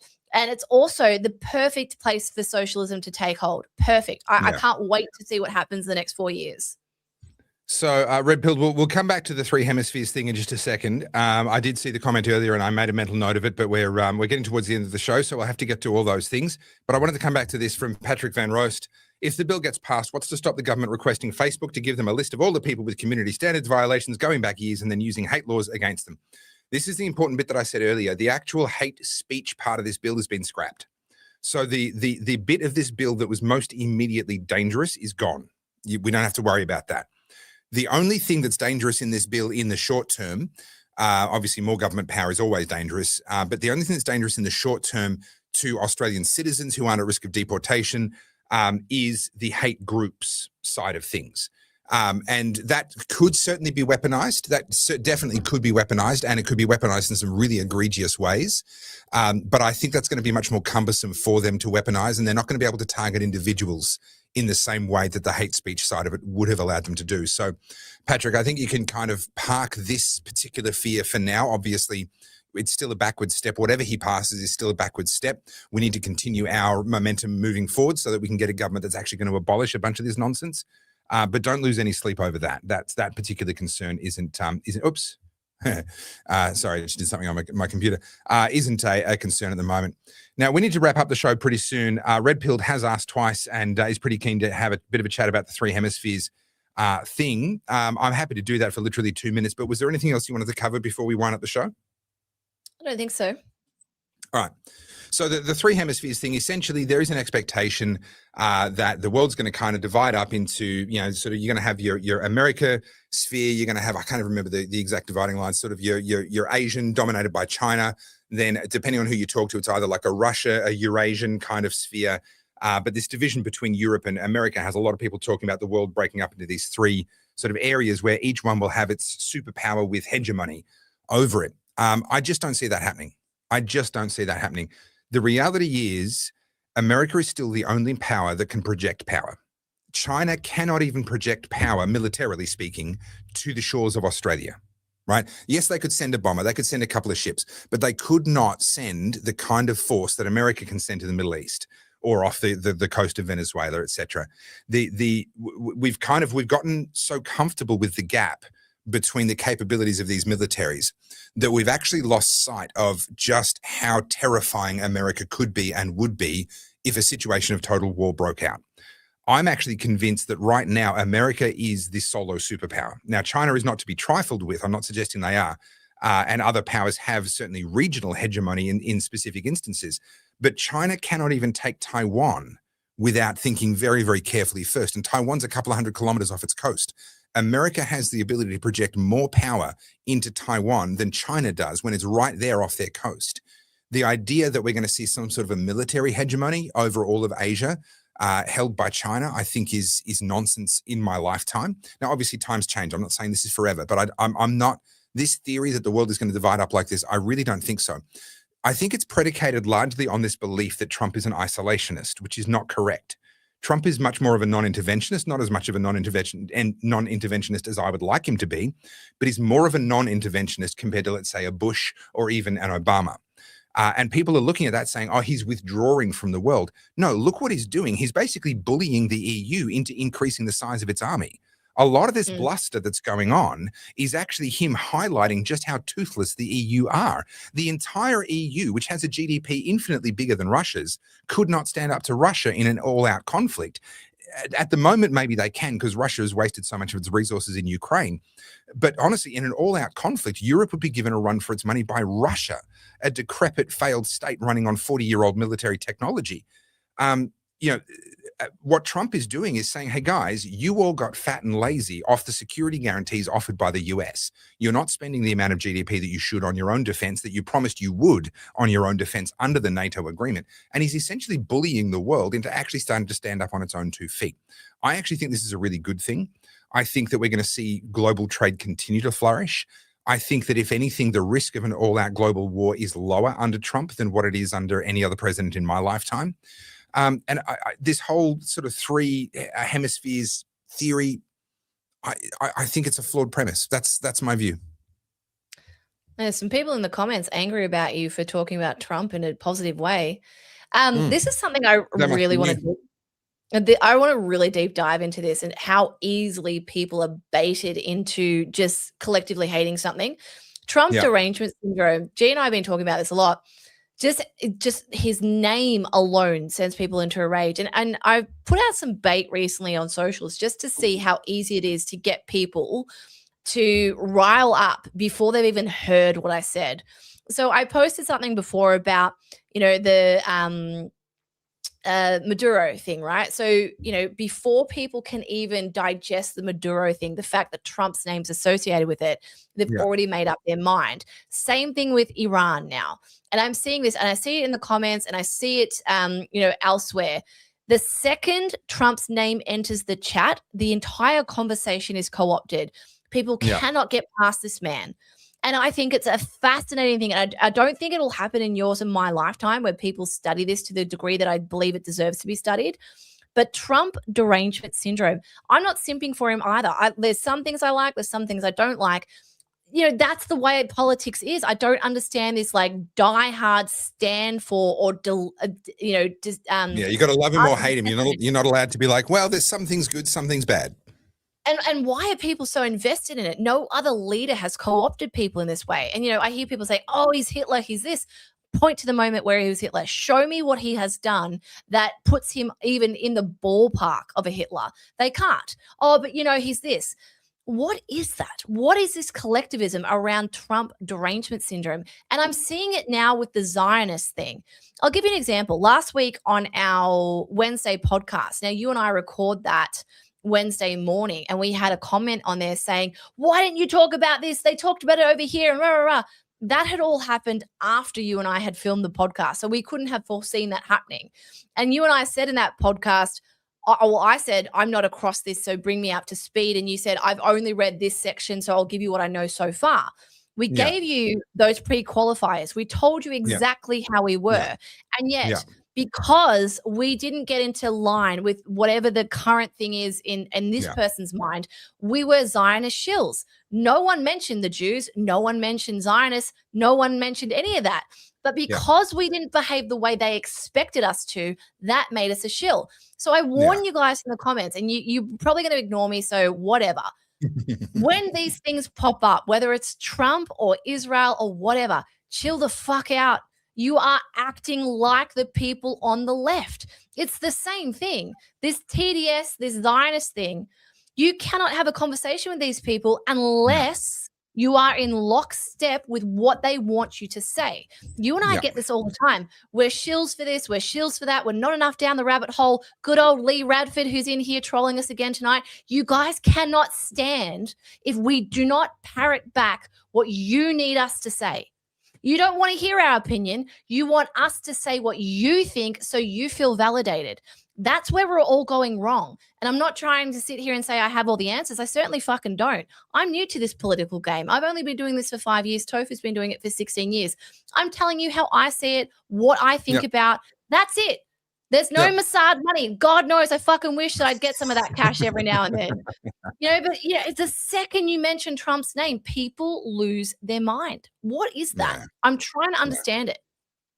So just as a follow-up comment from Red Pill, I'm just looking at the Trump movements. Everything points to war preparation in the next couple of years. Trump isn't silly. He's securing trade routes. 100%. What I'm saying is that the idea that we're going to fall under the hegemony of China, I think is nonsense. We'd be more likely to fall under the hegemony of Indonesia than we would China. Indonesia has more capacity to project power onto Australia's shores than what China do, simply due to proximity. And I'm not particularly worried about Indonesia, just to be clear. I'm just saying, as a comparison, China does not yet have the capacity to project power across blue water, not in a way that is meaningful. So is there going to be war? Very, very possibly. Very possibly. I think someone like Xi Jinping is not getting any younger. If he wants to take Taiwan in his lifetime, he's running out of options. He won't do it while Trump's president, but is he thinking that is he hoping there's going to be a Democrat snapback and he'll have his chance in sort of 2030 or something? Maybe that might be what he's thinking. There could very well be war, but also understand how Trump operates. He starts everything out at the highest of high stakes. Chaos is his modus operandi. He talks about this in his books. He wants everyone else reacting to him. Look at what he's doing with Greenland. He does not intend to invade Greenland militarily, right? That's off the table. But he's bellicose, and he's saying these things that the tabloids pick up and the media pick up, and the EU commissariat are all running around like headless chooks. Trump's being, he's threatening war. No, he's getting you to be in chaos. The media. He co-ops media. He gets the attention. He knows what he needs. And he says the most outlandish, bombastic thing to get people in a tailspin, knowing full well that when he actually negotiates and gets what he wants, that's what he wanted all the time. And it's the art of the deal. anyone who's read his book knows. I've said this 1,000 times in the podcast. He is so predictable. Trump is so simple to understand. And that's why I'm bewildered by Trump derangement syndrome. He's so easy to understand. I don't get it. Yeah.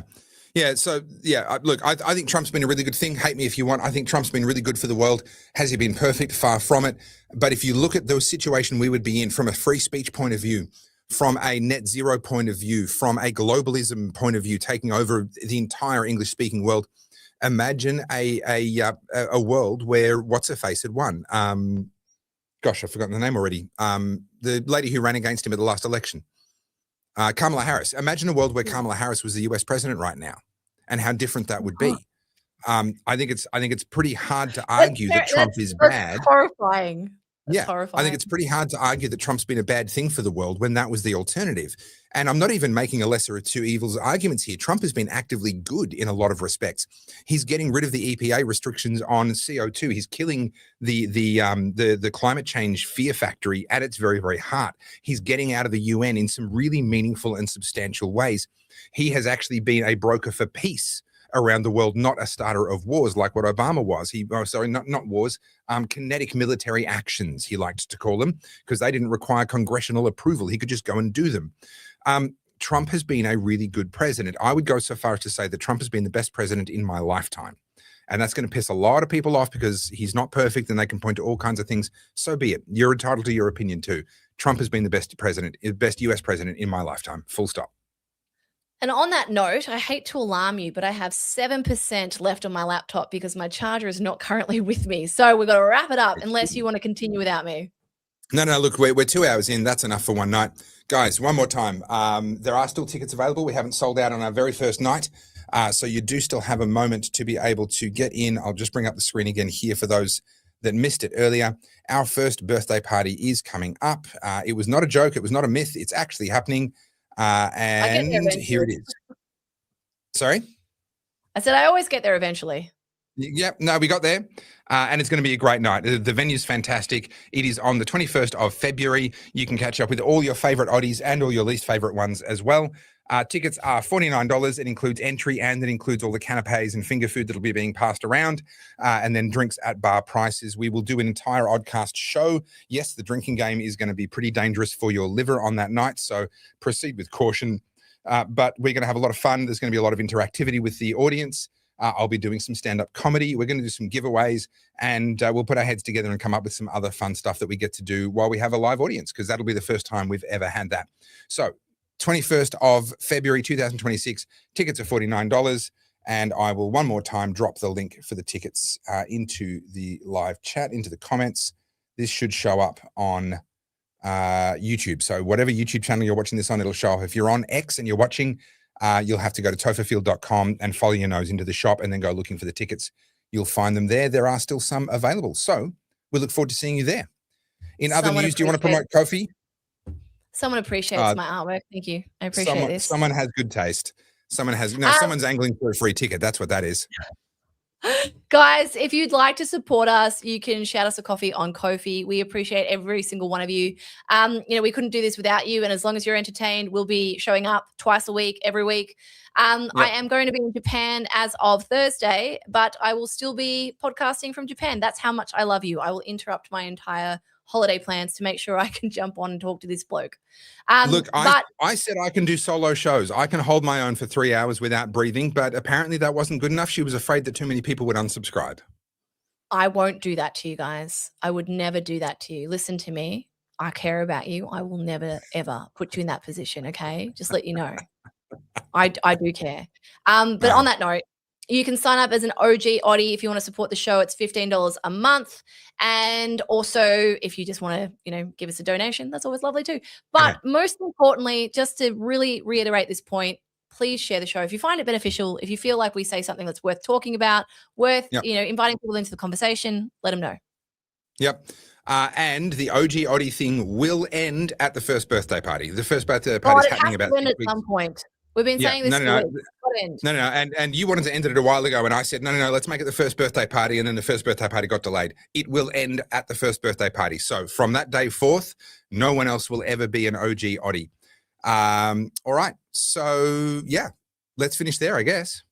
All right, guys. Thank you so much for joining us. We'll see you Wednesday, 7 p.m. for the next podcast. Ciao.